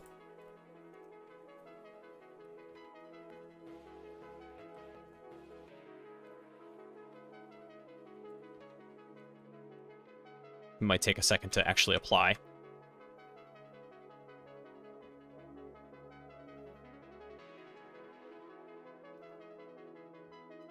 There we go.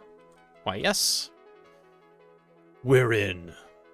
And it does have a Z shell, so that's nice. It's a little bit nicer than using Ubuntu out of the box, right? All right. So now we have our cloud machine provisioned. We can go use this thing to do some work. So, sort of the same deal. We're going to go get Amass and Aquatone.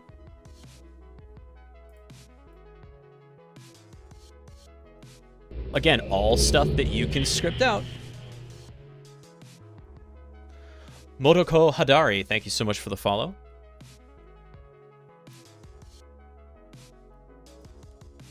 We'll just wget this thing. Awesome.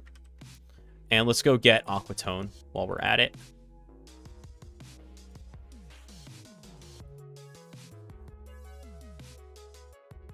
Phenomenal. Okay. Unzip Amass.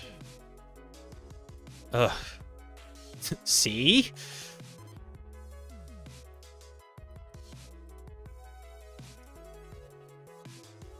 All sorts of stuff that isn't there that you would expect. Like unzip.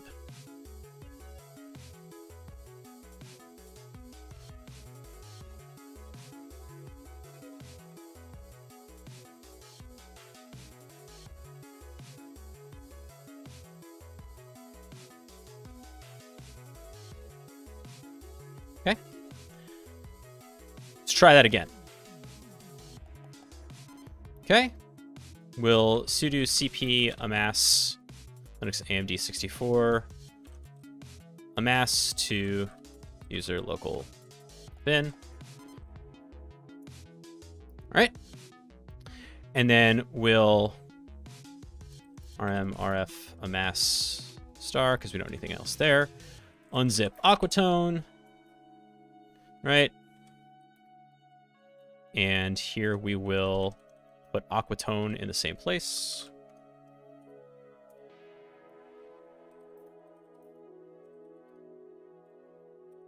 And then there's like a license, I think, and a README that got...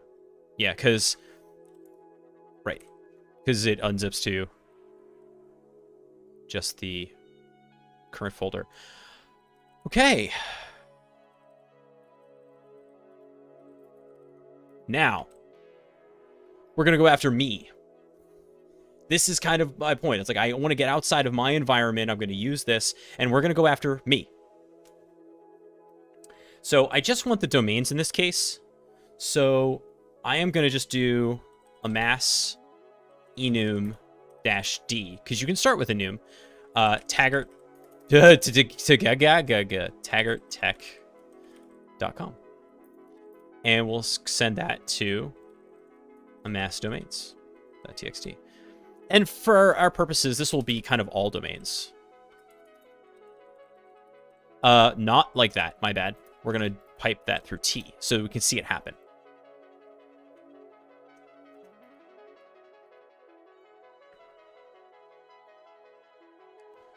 All right, so all the usual stuff is happening. It's going to query all kinds of different DNS records to find out all the stuff that I've ever made with DNS.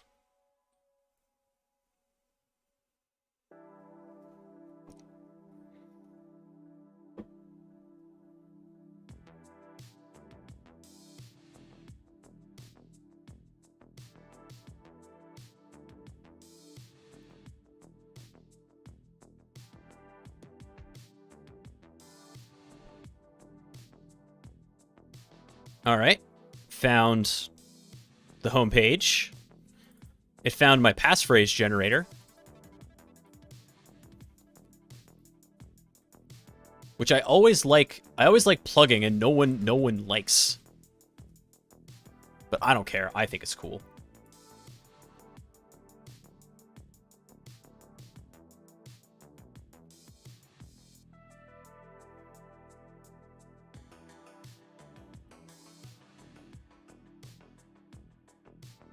Oh, Husky says, I give you permission to do this against my own domain. It's so pink, it's coloring my face.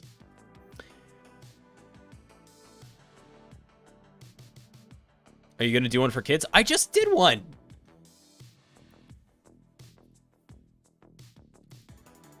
And I have done in the past. The trick with this is that both of the words are 2 syllables. And it's adjective noun. And I made like my own custom word list. It's gigantic that does these. And it works. There's even an API. Also, it doubles as a weird old-timey insult generator. You rowdy Brusa. I actually don't know what that means. You ferine Swansea. Okay. How we doing? All right, so that finished. Oh my. That's interesting.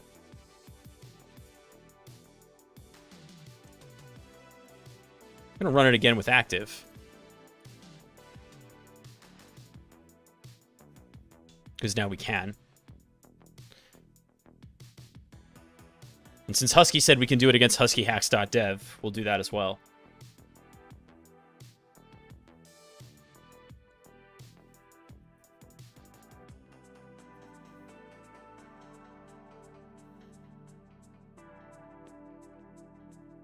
So the first scan was passive. Actually, I think that active is the default, but we're making sure. Aha! Okay. Whew, I was like, this lesson plan's about to take a left turn. So, no, passive is the default. By active, we found a new item. admin.taggart-tech.com.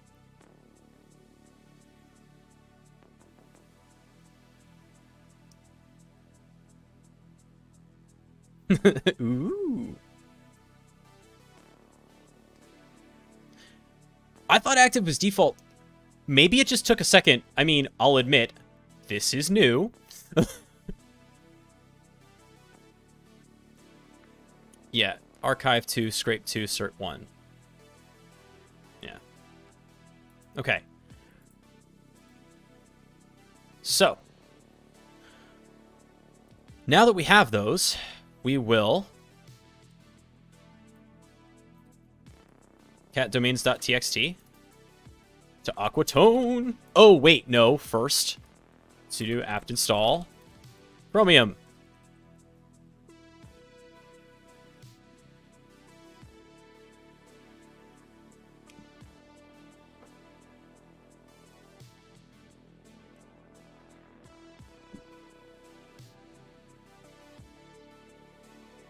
So hopefully that won't take too crazy long. This is a pretty well resourced machine.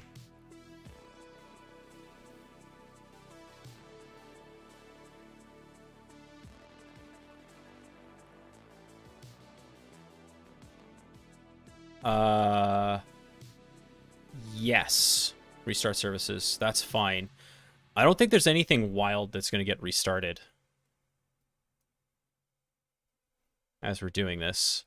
Now, it's so funny because it's unpacking a whole bunch of stuff for GTK, right? This thing doesn't have a window manager. It doesn't have a desktop environment. It's all headless. I have, in the past, installed XFCE on these sorts of machines if I needed to get RDP into them for one reason or another. And that can be helpful, right? You just, again, want to make sure that you're limiting where RDP can happen to IPs that you trust. You also can, I use Ramina, that's RDP, or it can be. I use Ramina too. But Ramina is a client for either VNC or RDP. And coming up soon, there's going to be a much easier way to integrate this sort of setup with Azure Active Directory. And I'm really looking forward to that.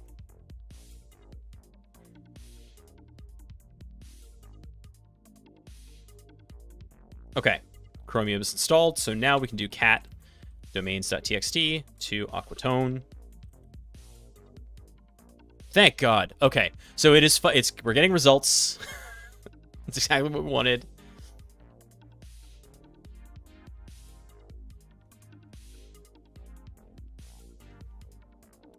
We see it's taking screenshots. Nice and easy. All right. Now, what we have is this Aquatone report, right? So what I might do, split the window here, cd documents recon. I'm going to use scp r and then I external kali.pm or .pem Azure user at what's our IP?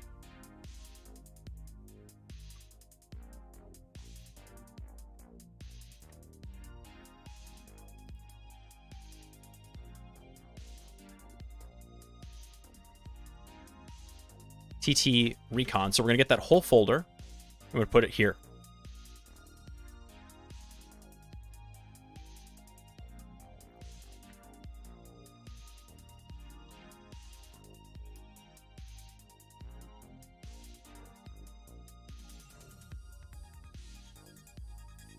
Let's see what Aquatone made for us.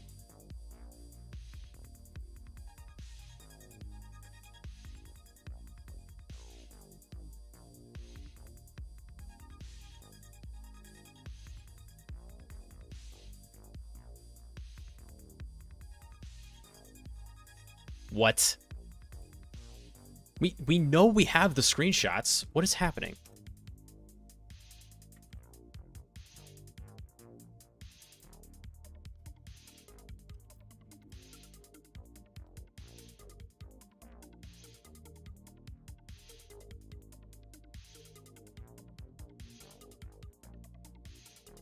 I did press show more.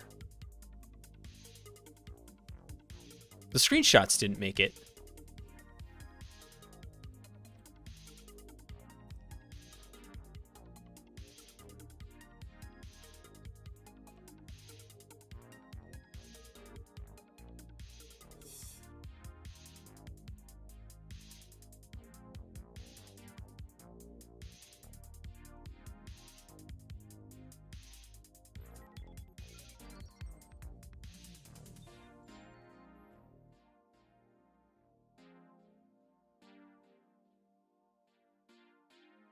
Why?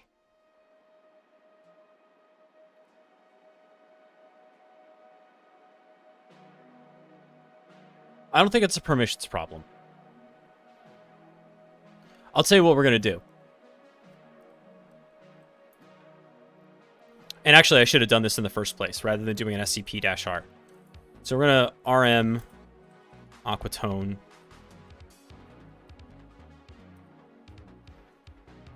And then rm rf html. IPs. Or no, that I want to keep. Screenshots. TT Recon. Yeah, there we go. Headers. Better. Not an issue. The issue is that stuff didn't come down. We're going to zip the whole folder and download the zip file. That's what we're going to do. Which is actually the way you're supposed to do this anyway. Right? Zip.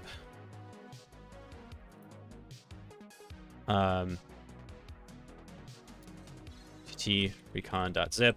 TT recon. Are you kidding me?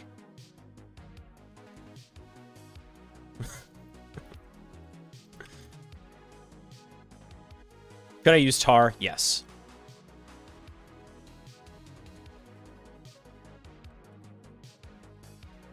All right, screenshots is in there. Now, we'll do ttrecon.zip.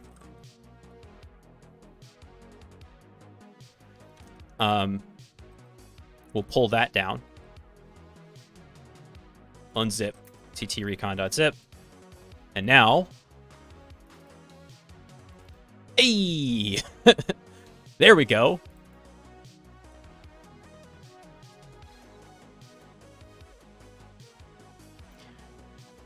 So Aquatone did its job. SCP was messing us up. Zip your stuff before you move it. All right. So, I love this. You've been blocked. Why? Probably because of the user agent. Right? Cloudflare kind of saw the user agent. We can change up how Aquatone does that. We can change it by similarity, by hosts. And we have single pages. I usually like doing by hosts. Admin. Oh. I mean, it should use... I think it uses Chromium. Let's take a look at the details here. It gives me the headers, so it caught the headers for me. And if we visit the page...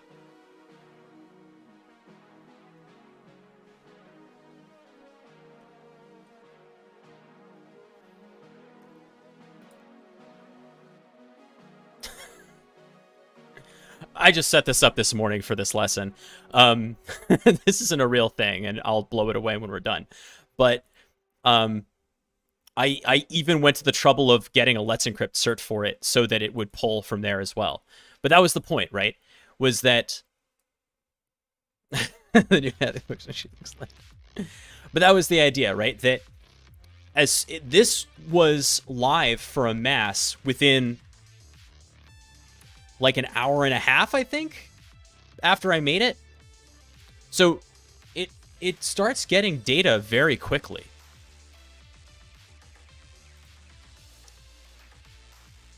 All right, obviously it found my blog. This is just yeah, it didn't load my font, but I'll live with that.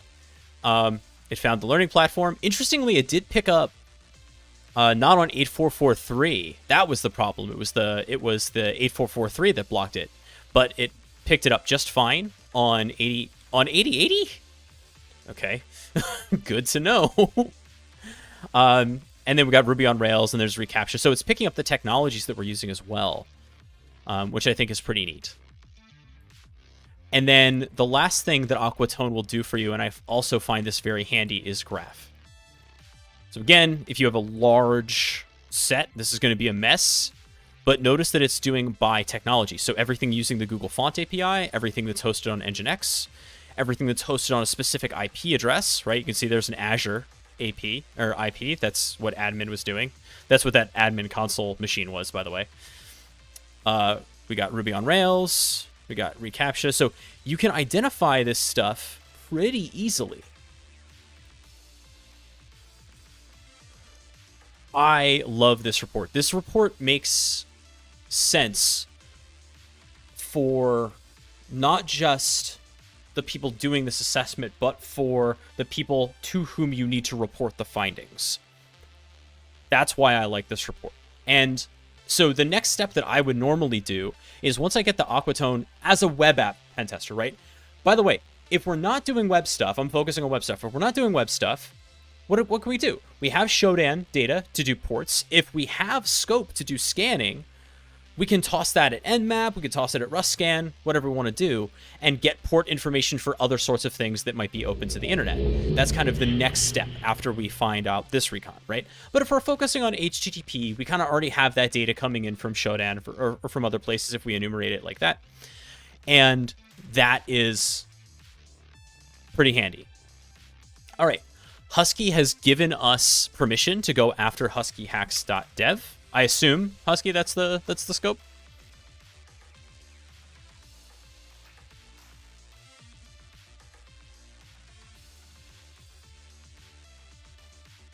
All right. huskyhacks.dev. Nope. Let's go to Recon. And then Amass.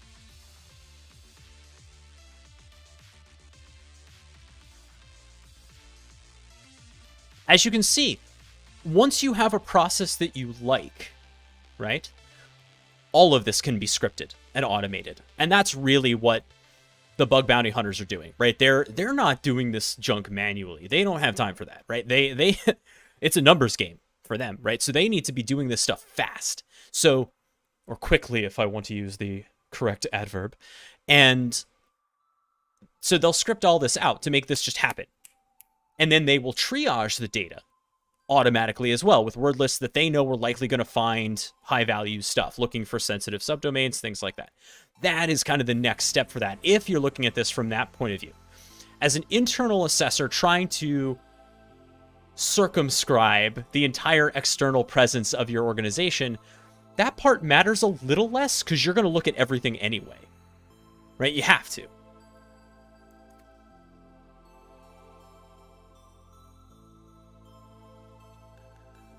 All right, huskyhacks.dev, what you got for me?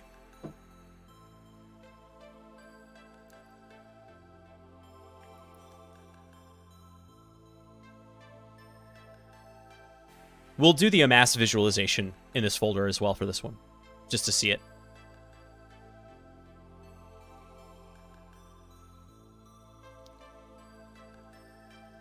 Oh, WordPress, huh? You want to run WP scan against it too? All right, huskyhacks.dev, dub, notes.huskyhacks.dev. That's the Notion blog. That was it.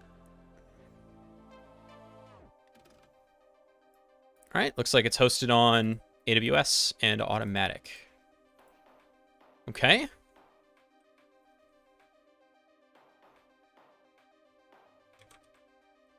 We'll do the same thing. That was fast. For Aquatone.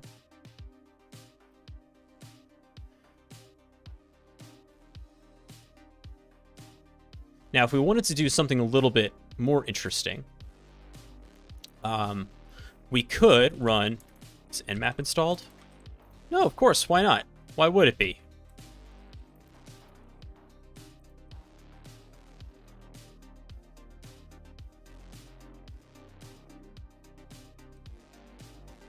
And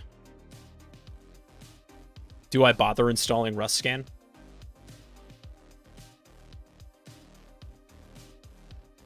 Nah, not for this. So sudo nmap ss a if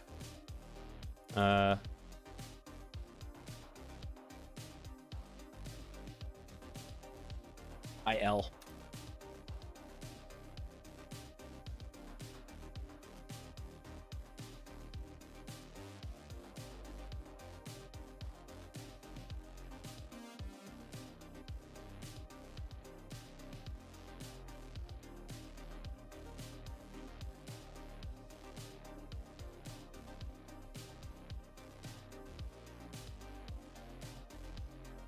Yes, evidently it comes with Zero Tools Kafka. I've learned that, so very helpful. Now, there are differences, though, right? So it starts with Z Shell, and it's connected to the Kali repos.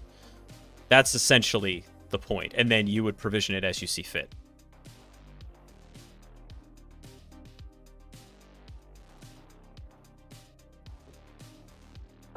I really should have done RustScan.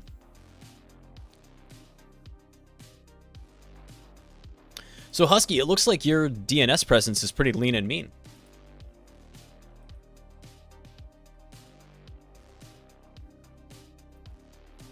I'm going to pull that info in here as well. Drop the other shoe and do RustScan. So all RustScan does is it does a quick TCP hit against, common ports or the range that you provide for it, and then passes its findings on to Nmap.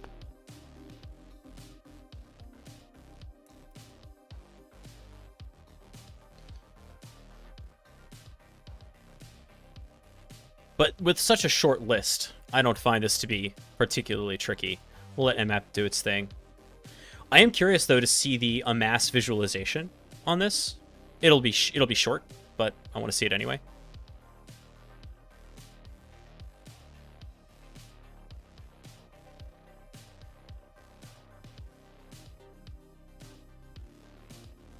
Okay, so if we do Amass viz,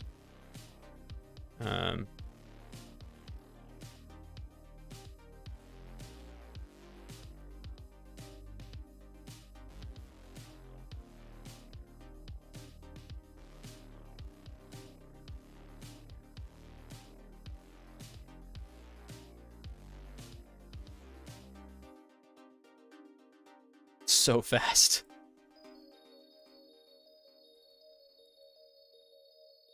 All right, so this is what I found for Husky Hacks.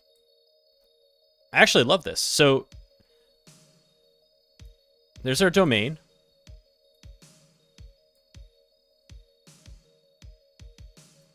There's a www CNAME record. There's an A record.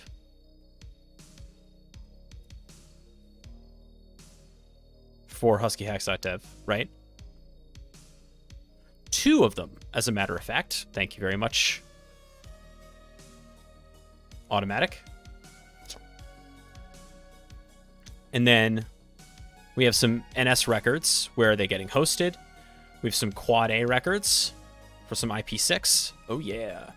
And then we have where this stuff is getting hosted. So honestly, you know, for a small environment, not too bad. There's notes. So this is the root, and then under that we found notes. Right? We can see that from the domain name stuff, we know that it's being hosted with super.so. So even with this DNS record, we have learned something about Husky, right? We've learned that he's hosting his notes site with super, which I knew, but DNS will reveal that, right? And what is super? It allows you to create websites with Notion.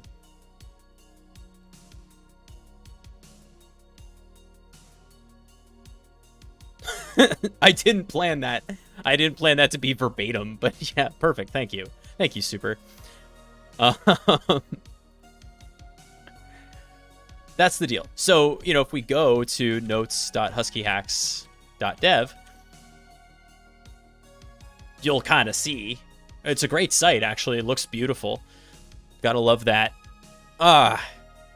Look at that handsome lad and this Dracula theme. Right? But as you can see, it feels like a Notion page because it is a Notion page. But that's kind of cool, right? We have learned that Wappalizer will tell us some of this. A little, yeah. But, again, this DNS data really gives us a lot of really interesting information. And, by the way, not just what's in scope, but what's out of scope, right? This will say, okay, this is really where the boundary is. We got to stay off of Super's infrastructure if we're not authorized to test it. So we got to be careful about that. We can, however, go after anything else. Okay. What do we get from Nmap here? Okay. Nothing particularly wild.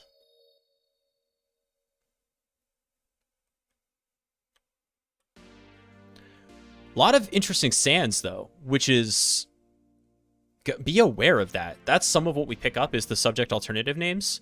So if they're using a single cert, right, you're going to find all this other stuff, which you got to be careful of if you're just using certificate-based.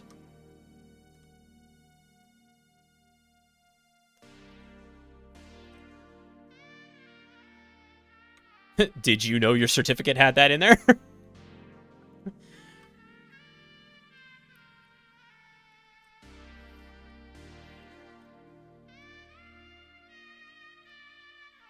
Mm-hmm.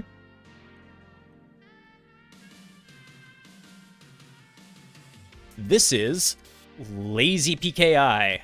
I wish Duct Tape were here because he would be screaming about this. This is a super bad idea, right? It's very common with a lot of these hosting providers to do this. But what should be happening is that they create a cert for your site, right? That they serve as a root CA if they can, or that they are creating certs and, you know, they pass the price on to you. But in this case, no. What they're doing is they're adding sands in here so that, you know, as they create, it's like one cert, but it's going to kind of work the same way. Anyway. Yeah, so we'll zip HH and pull that down. Oh, I didn't run Aquatone.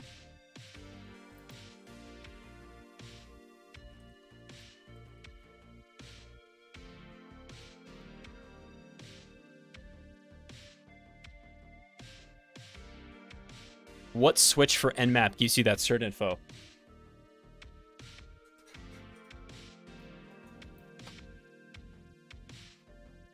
Let me just reference my handy dandy Nmap mug here. So I always use the SYN scan by default unless I have to be super quiet.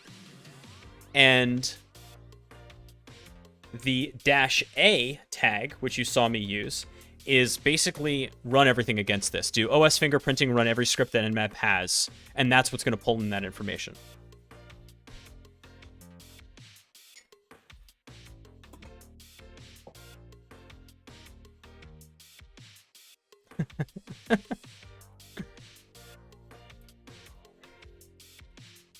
Yeah, my wife got that for me as a joke. It's actually crazy useful. Yeah. I keep it on my desk just because it's, like, actually important. Okay. Hey, Kieran. Alright, we'll zip up Husky Hacks' stuff. And then we will...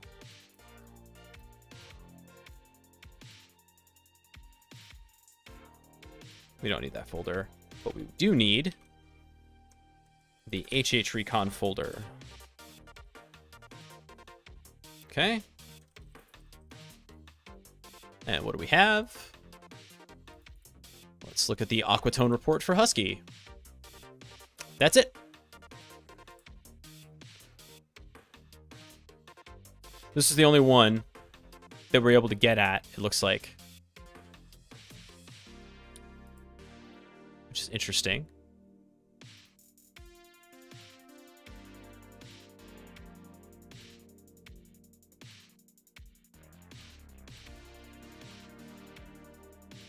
Nothing for notes. No, interestingly, nothing for notes. So let's see what happened there.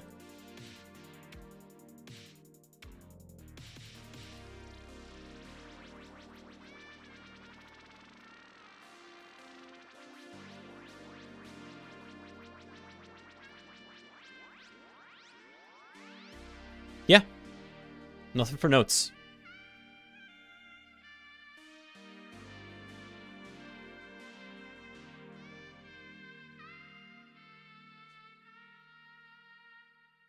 Was not able to get there. And I do not know why. What is possible? Let's see.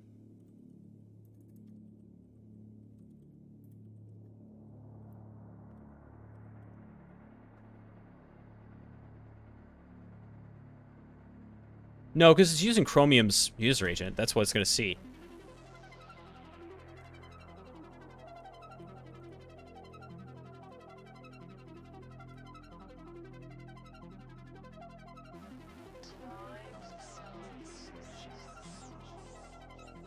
I wonder if it took too long to load.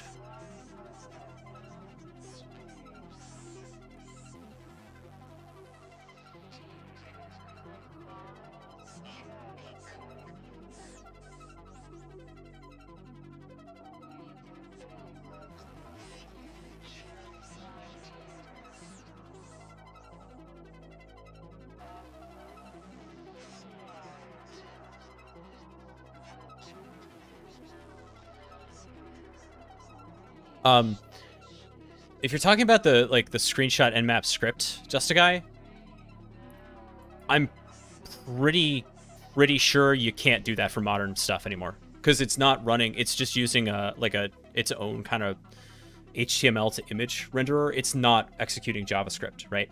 So what that means is that anything that runs on React or Angular or any other JavaScript front end is not going to get rendered correctly. That's why these tools exist.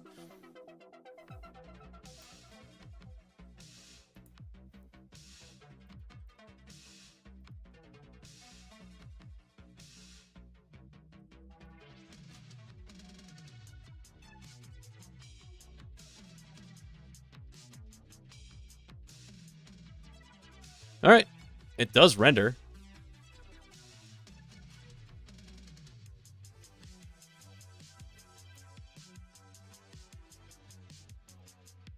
I love links. If you don't use links, start. It's so much fun.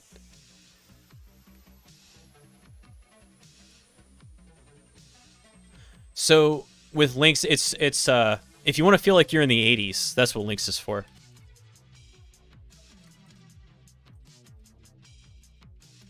I don't have it installed on this machine. It is A. Links is like old links. It's the same thing. Yeah.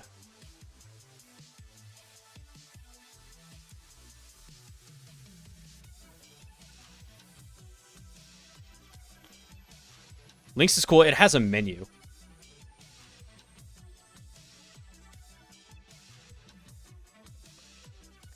And of course, it does not execute JavaScript. So I will often use links if I am kind of doing an ad hoc testing of potentially malicious sites to see what's going on.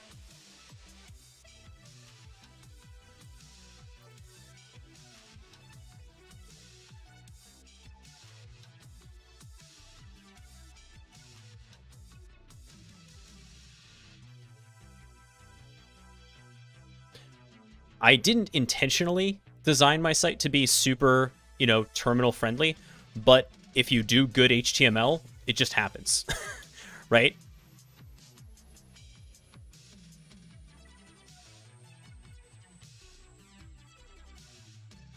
So good.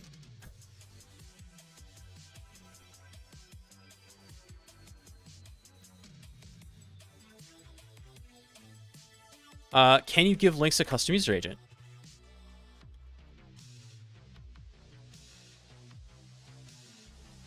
Probably.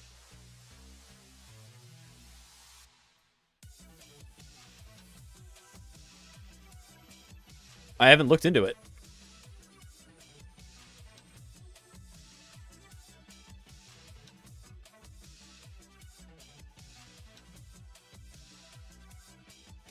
No, those are terminal. Color. I'll take color. Thank you very much. Oh, that's so much nicer.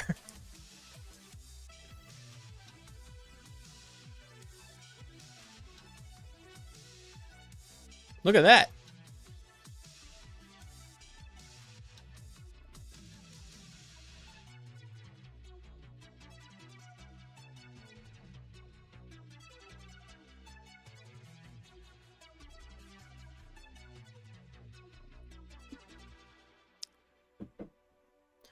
This is also, if you want to know how a screen reader is going to interpret your site, if you want to check for accessibility, links is a great way to do it, because this is essentially what a screen reader is going to parse, right? So if you do funky stuff like alt text that doesn't have alt text,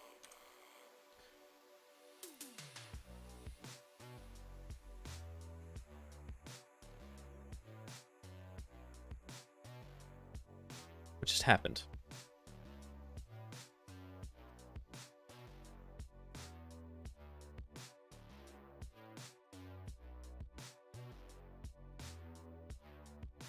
That's weird. View. Toggle HTML plane, frame full screen.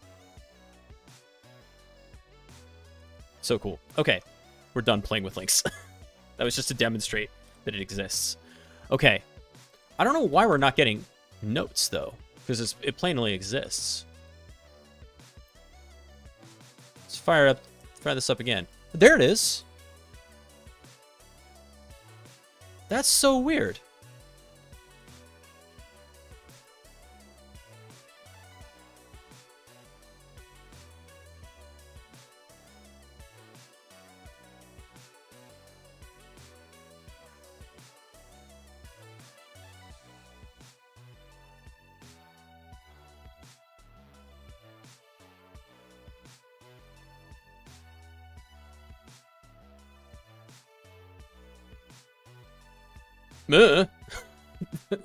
I don't know why it failed the first time.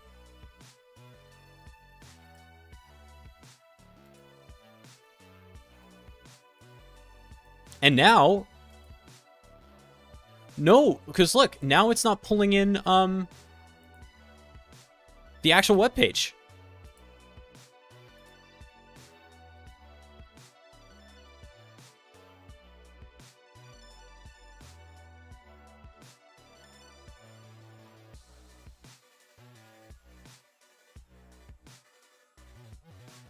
Right?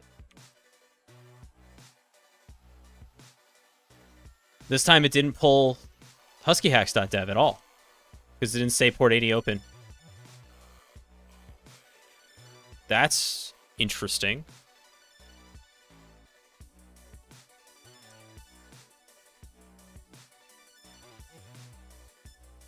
Of course, Vim isn't installed.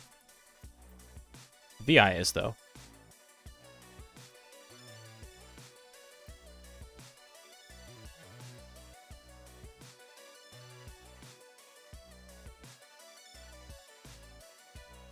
That's so weird.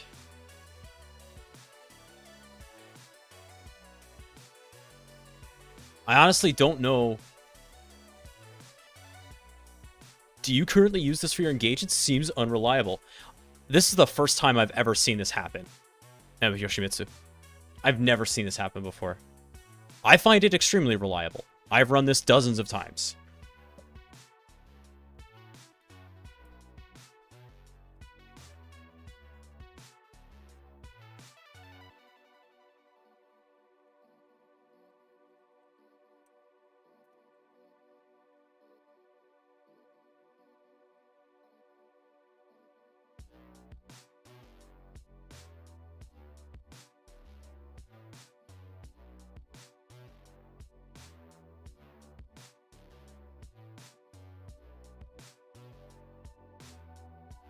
Let's slow it down.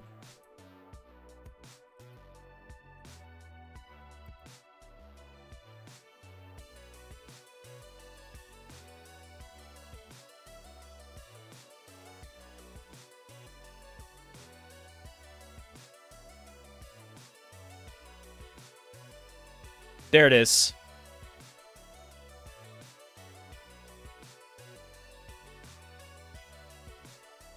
There it is.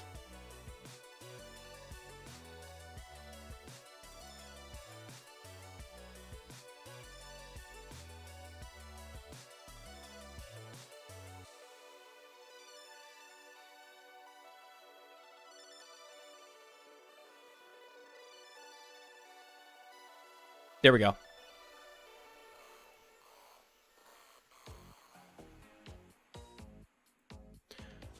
So,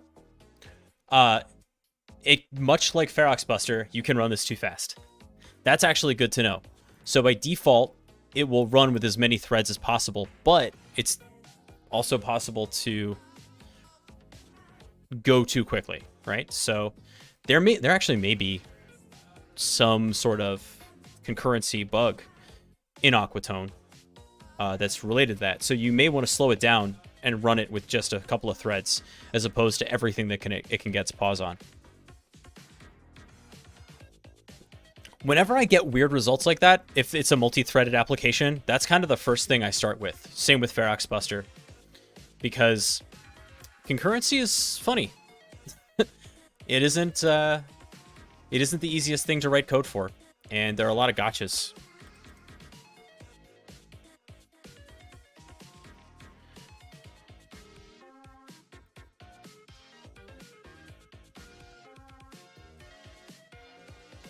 All right. So now that we have all of that done,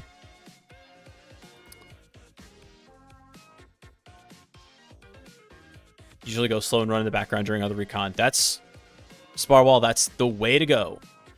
You can see that this was written in React. That's interesting that the notes page is written in React under the hood,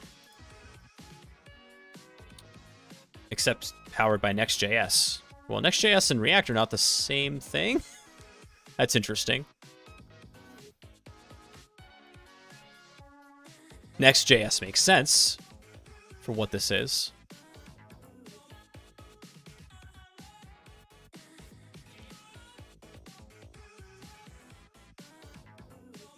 So let's see. We've talked about doing external reviews with Shodan. We've talked about reviews with Aquatone and with Amass. And those are really powerful tools. There are others, certainly.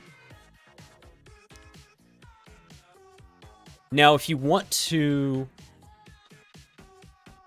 take this information and then go do something else with it, let's say we're focusing on HTTP sites, right? Let's say that's kind of our focus for right now. What could we do next? Well, we could fire up Zap, right? And run active scans against this. We could automate doing so in a bunch of different ways. But we also have other tools, right? You can do, as I said, Bright. There is a target there is a product I will recommend you not use. I usually don't do this, but I had such a bad experience with this product that I have to recommend you not use it. And that is Hacker Target. Hacker Target bills themselves as kind of like an out-of-the-box hosted online vuln scanner. And if you look at the tools that they claim to have, right, they've got a bunch of this stuff, but then they also have like an Nmap. They theoretically have an OpenVAS scanner that you can use, and Nikto, and all of this stuff, right? They even will claim to do WordPress, Joomla, Drupal. Here's the thing. I've paid for this product. It doesn't work. It doesn't give you the data that you'd expect. And it certainly doesn't give you the data that you would get from running this with other tools. So if you want to take the next step, and the next step really is moving from passive recon to active, right? Where you're going and testing for vulnerabilities. If you have the time to do it one at a time with Zap, that's great, because you're going to get a manual test if you know what you're doing, or you have somebody who knows what they're doing with it. That's important. Again, I'm speaking specifically about web presence here. But if you don't, what are your options? I, again, like Bright. I actually think it's a pretty good product. We've got time. We can play with that.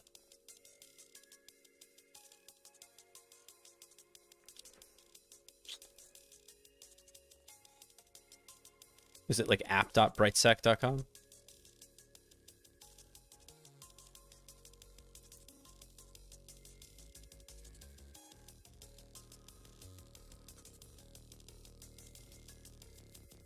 I have an account.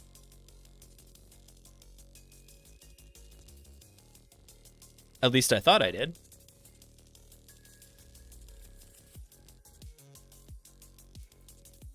Okay. I'll make a new one then. We'll do it live. But I won't do it on this machine. Or I won't do it in this window.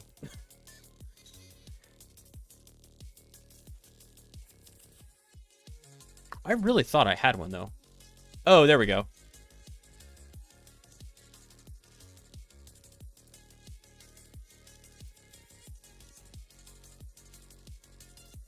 Yeah, I have done it before. Okay. App.neurolegion.com. I was like, I'm confident this exists.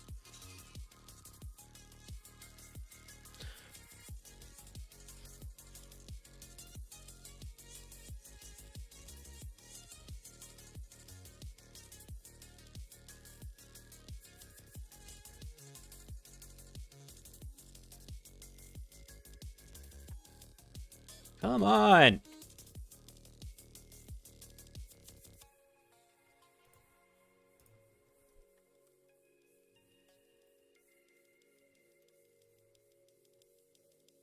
Why? Okay. Sign in with the Goog.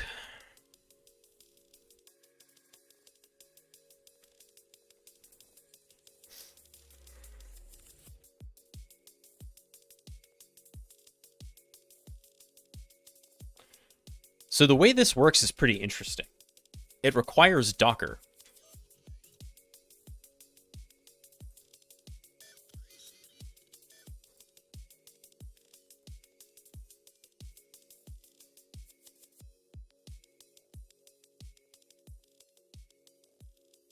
What? What on earth? I should never get one of those because I have the full verification set up. It's weird.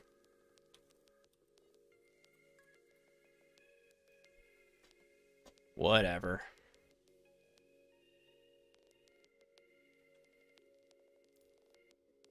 All right, so here's Bright. Pretty cool thing. So we'll create a new scan. And Husky, do you want to go after you? Let's go after huskyhacks.dev. Okay. Default project. So we have a bunch of... We'll do a WordPress template because we know it's a WordPress site. It has these scan templates and we can make more. Everything looks good. Scan target. Publicly accessible from Bright's cloud. Perfect. Target credentials. We're going to scan without authentication. We're going to discover entry points.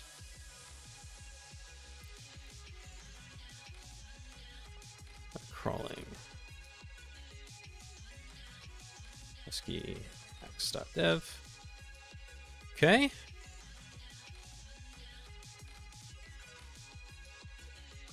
It's fine. What's my problem? It is publicly accessible. Do we just not do this? Scan without authentication.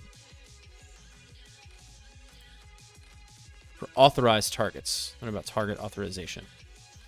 Or not authorized. There we go.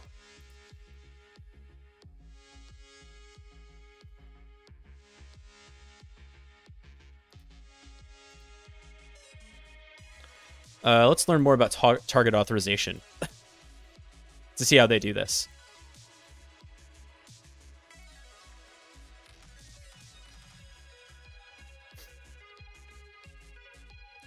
There's probably like a DNS text record that we would have to add. Oh, we have to connect the repeater. Add the next file used to authorize the target. Right. So this is the part where... So we're going to do a private repeater. We'll do a default repeater. I'll have to get my repeaters going, I guess. So before I can create a scan, go to repeaters. Default repeater. Create a new repeater. Okay, no scripts. Great.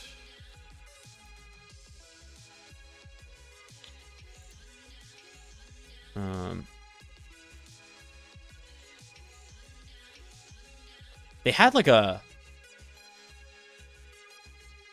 quick start.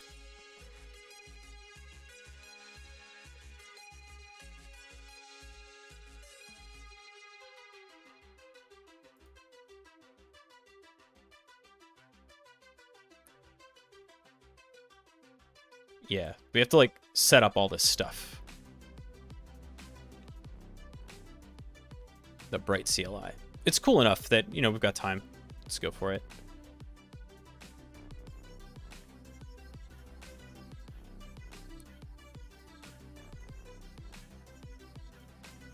Okay, let's do a Docker image pull NeuroLegion repeater.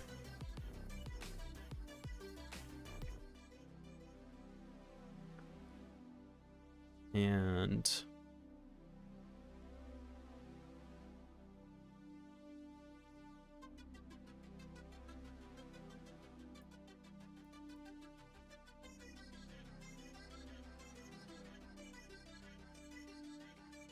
you can always return to the onboarding wizard and complete the initial setup, including installing the CLI and connect to the repeater.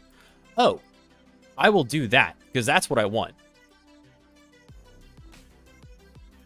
Let me delete this. Check this out. So, yeah, that's what I wanted. So now it gives you this kind of setup for you, right? So we'll just copy this Docker container once it does the pull, because we know we're doing that. And then we will run the repeater. 32.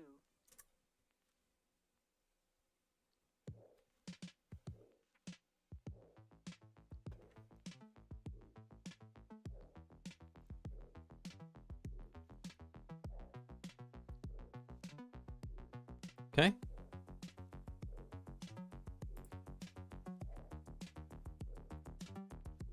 We did.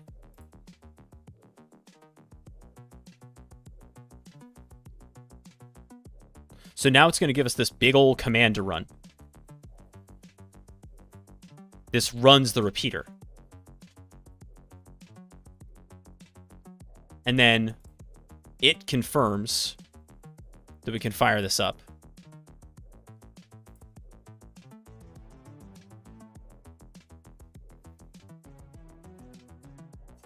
Cool, right? And now I can create a new scan. All right, now we can do this. So scan name.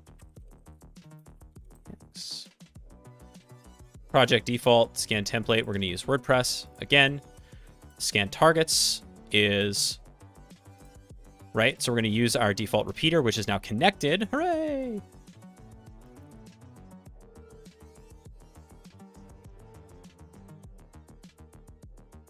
Okay.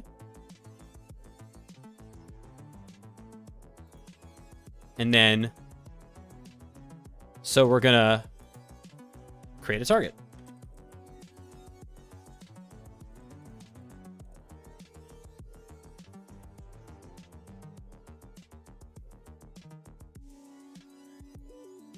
All right, so we have one target. It says we're good. All right, Kafka, thanks for hanging out. Okay, target specific settings. Do we have anything? We can add headers if we want to. Any custom DNS records. All right, everything looks good. Let's fire this thing off. And so what's happening is it's actually using our Docker container to scan from here. So Bright is managing the data for us, but it's actually running from my Kali machine to make this happen. All right, it's pending. It should start pretty quickly. And then the results will be available to us. So if you don't have like on staff web app testers, tools like this can make a great first pass to start understanding, at least passively, what are some things that might be issues. And again, I was able to do this for free, right? Bright has a free tier that actually is pretty nice. Now, across a larger set of targets, yeah, you're going to have to pay.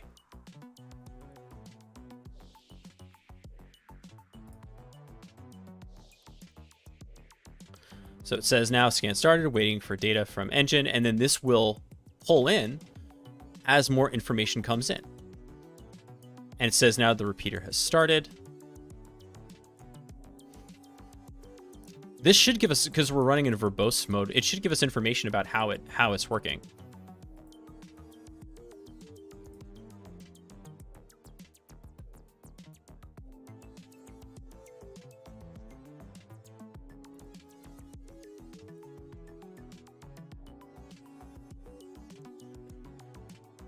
And it'll give us all of this data in this really nice report. So I didn't expect to be, you know, shilling for this, but I used it before and I was really impressed with the data I found, especially compared to stuff like, you know, like Rapid7 App Spider or things like that. If you need an automated test, this is kind of about as good as I found.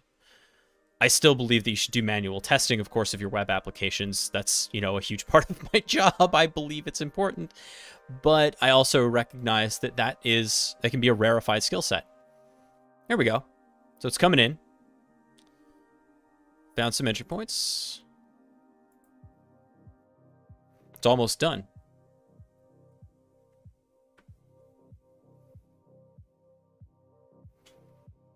And again, this is nice because this is the way that an attacker would see your site, right? As opposed to an internal source. You're doing this fully from the outside.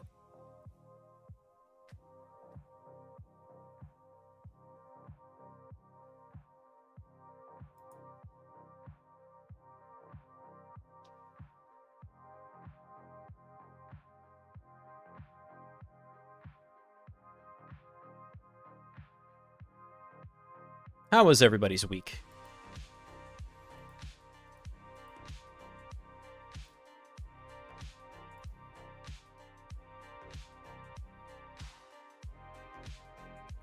I had a pretty solid week.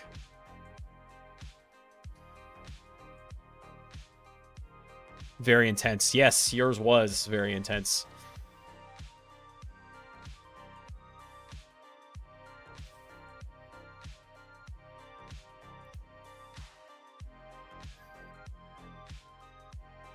So I decided to celebrate the end of summer. Yep, it's the end of summer. Should I add the leaves?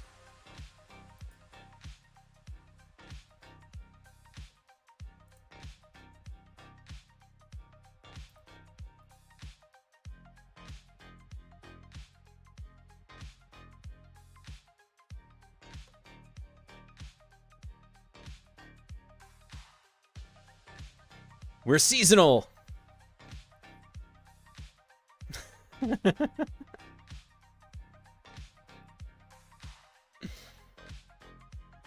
That's right. We've got some warm cider.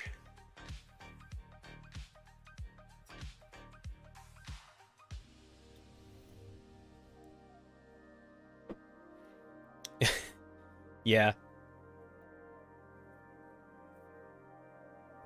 Okay, that's gonna drive me crazy.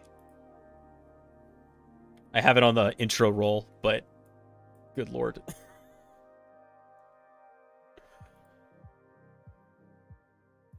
How we doing? 87%.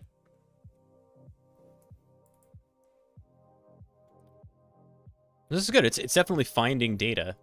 And then, did this company change their name from Neurolegion to Brightsec? I don't know what the history is. Obviously, it's got an old domain here. That must be what it was, right? Or it was an acquisition.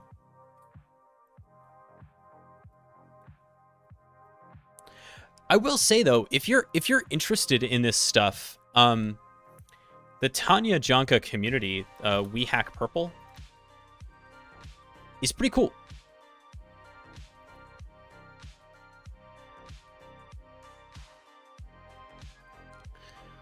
And it's a pretty solid resource if you're interested in getting started with specifically application security or AppSec. You gotta like apply and register to become part of it, and they have like their own website built on some kind of weird social media platform. But they have events all the time, really good talks. It's definitely worth checking out. Again, specifically if you are interested in application security. Just destroy this poor Kali machine. It's like, I don't like JavaScript.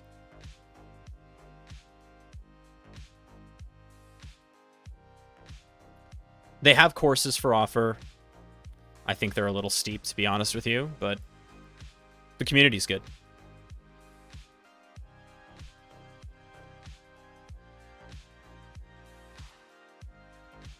Where are we at? That percentage went down. Ooh-wop. Thank you for the follow. And Yuval's also thank you for the follow.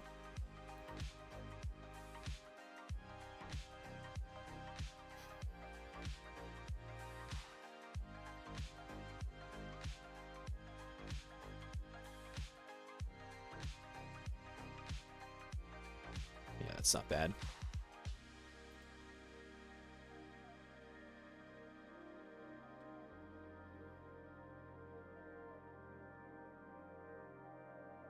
And this is an active test too. So just to see what we find, I'm going to stop this scan and see if we get any details. Nothing? No found issues? Is that just because it was stopped? You have to wait for it to complete. Now, we do have progress, right? These are the things it didn't test. Unhackable. But no, this is the good news, right? It's not giving you garbage, right? It's not giving you noise. Like, oh, it's this TLS version. Or there's a, ICMP timestamp or whatever. It's none of that junk. It's doing real tests to see if there's anything. Now, we didn't run everything, but again, legit tests. Nice log here. These are the entry points that it found. Really handy.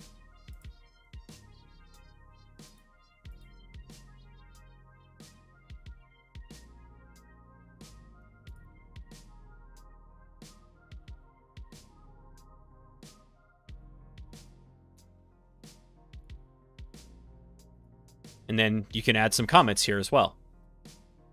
Pretty nice. What do we have for parameters in terms of setting your parameters? So if we go into our scan templates, params too. Those are probably ones that it discovered, right? And those would be like GET request parameters for probably like archives, things like that. Stuff that WordPress will show you. We can look at the WordPress template to see what it does.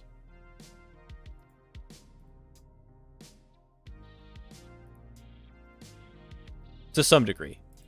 And then we can create our own scan template, which is kind of cool. Determining what tests. Now, do you have less control over this than you do in Zap or something else? Of course you do. Nevertheless, let me do another scan. Since I've got the connector up. We'll go after, project default. Let's do OWASP top 10. And let's do scan targets.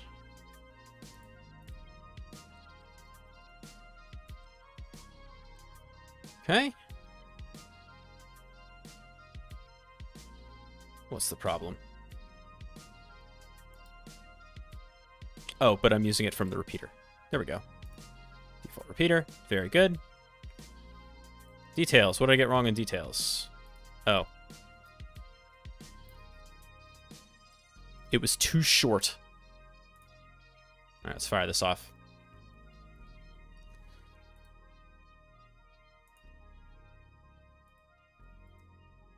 And again, because we're using our own repeater, it shouldn't be that tough. This one will go quickly because it's not PHP. The Tagger Tech website is just static HTML. So this should just kick off as soon as it connects to the repeater.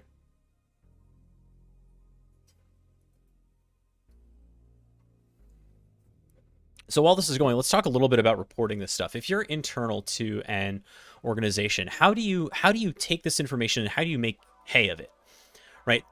If you're in a big enough org, the odds are that when you do this external assessment, you're going to find stuff that you had no idea that you had, right? Just law of large numbers. A large enough organization is going to have some cowboy that's doing something, right? Or an organization that just has kind of free reign to spin up their own. They have their own AWS account that you didn't know about or something, right? Or they, you use O365, but they use Google Workspace and now they have their own thing going on. It's going to happen. Once you find that stuff, what do you do with it?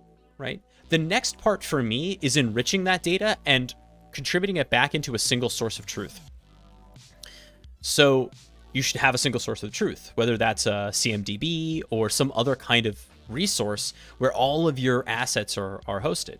In a mature enough security organization or security program, you should have a risk register, right? And this stuff better be freaking on it because it's out there. It's going to be attacked, right? If it's on the internet, it's going to be attacked. So if you have a risk register, if this stuff isn't present, now we get to say, okay, let's go back and actually perform an assessment against this thing to see what it is and if we're comfortable with it. If we're not, then remediation kicks off. This stuff takes time and commitment. This is the difference, really, between being like a contract pen tester where you get to be like, here's your report, goodbye, and somebody who's internal who actually has to see the thing through. Max Weber called politics the art, the slow boring of hard boards. And I think about, like, InfoSec is the same. It isn't fast. Effecting real change in an organization takes a massive amount of time. I mean, if you're a small organization, like, you can be pretty nimble and you can make changes quickly. But if you have any kind of technical debt, any kind of political structures in your organization, any kind of just like inertia, right? We've been doing this a long way. We've been doing something this way a long time. We don't have a lot of interest in changing it. Or people who are not interested in changing it because they are not clear on what a new process might look like or a new way of doing things is. All of that can contribute to making this hard to do. It is, at the end of the day, a human problem. And why am I talking about this other than to vamp while the report is finishing? The reason I'm talking about this is because the data that you bring to the conversation as somebody who's trying to impact an organization, the data that you bring is going to be the foundation on which you make your case for change. So the more comprehensive and the more understandable your data is, the better your case is going to be. The more easily you'll be able to communicate your case to the people who need to be convinced. Ideally, everyone would just agree with you, but that's not how that goes. And in fact, there may be reasons why something shouldn't change that you didn't know about. That's okay too. But you want to put your best foot forward, basically. Almost there.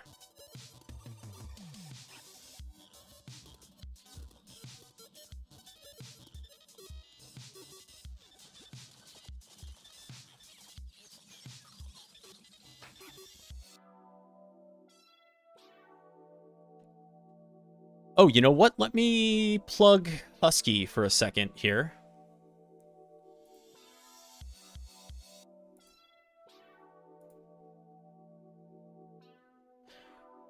I don't know if you knew this, but Husky just released a new Try Hack Me room called Takedown. And it is rated as insane.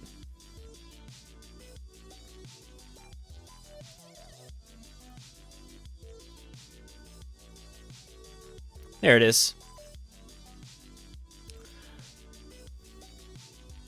Let's see how we're doing so far. We have, what? 1, 2, 3, 4, 5, 6, 7, 8 owns, 8 roots on it. It is rated as insane. The solve rate is roughly 3.5%. So it's definitely earning that insane rating. Now, I have every intention of taking a crack at this room, but it is rough. I gotta log in to do that. Yeah, I can do that.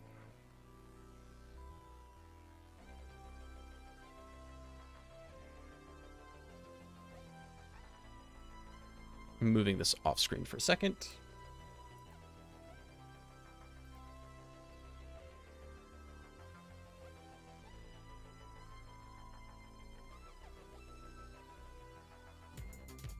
Oh, for the love of God. Stupid CAPTCHA.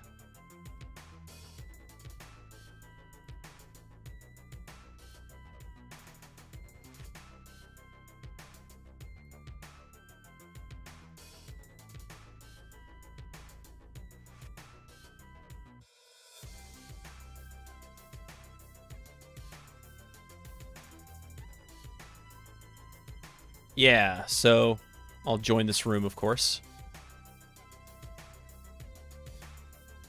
There are more than 8 roots. Okay. Angel did it. Getting initial shell was interesting. Of course, Angel did it.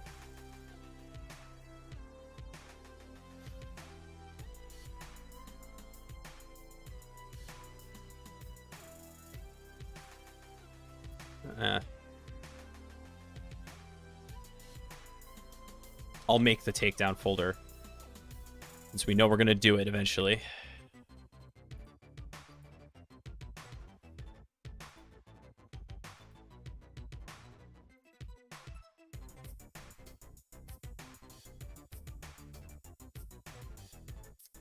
Is this scan done? It is! And look, we actually found some, so like, low findings, but stuff that could be fixed, right? There's some TLS stuff which is correctly rated as low. Right? Notice that there's a status on this thing. Why? Because it's unresolved.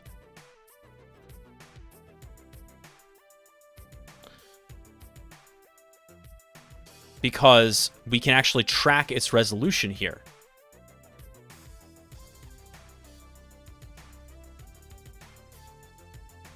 Which I think is pretty cool.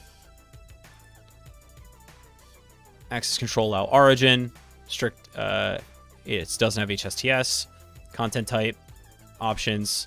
Again, low findings, but stuff that we could use to, you know, beef it up. Right? It's missing a CSP something, which is weird.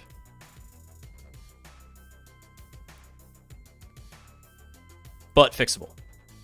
And this is probably because I was homebrewing my Nginx server, right? So everything, every header that it sends was my responsibility.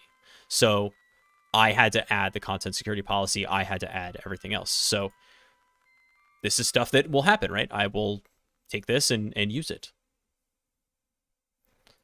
And we can export this as a PDF. Just kidding. No, we can't. That's a paid feature, apparently. Or is it?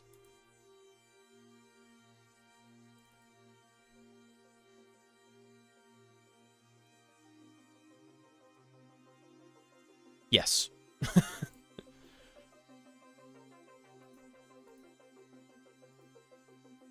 Yeah, that's not working. Always worth a shot. Okay.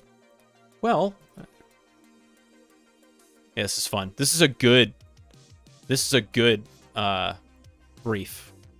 Husky put a lot of effort into this. But all right.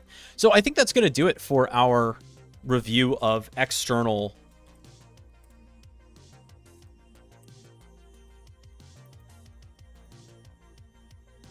assessment. So for cleanup here, we've shut down the write repeater.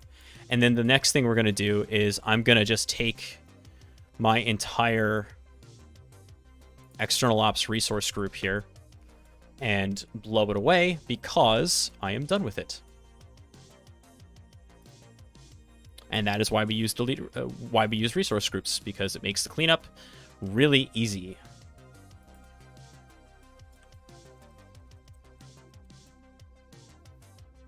So it's going to take everything, including the fake admin page. Take everything and just blow that away.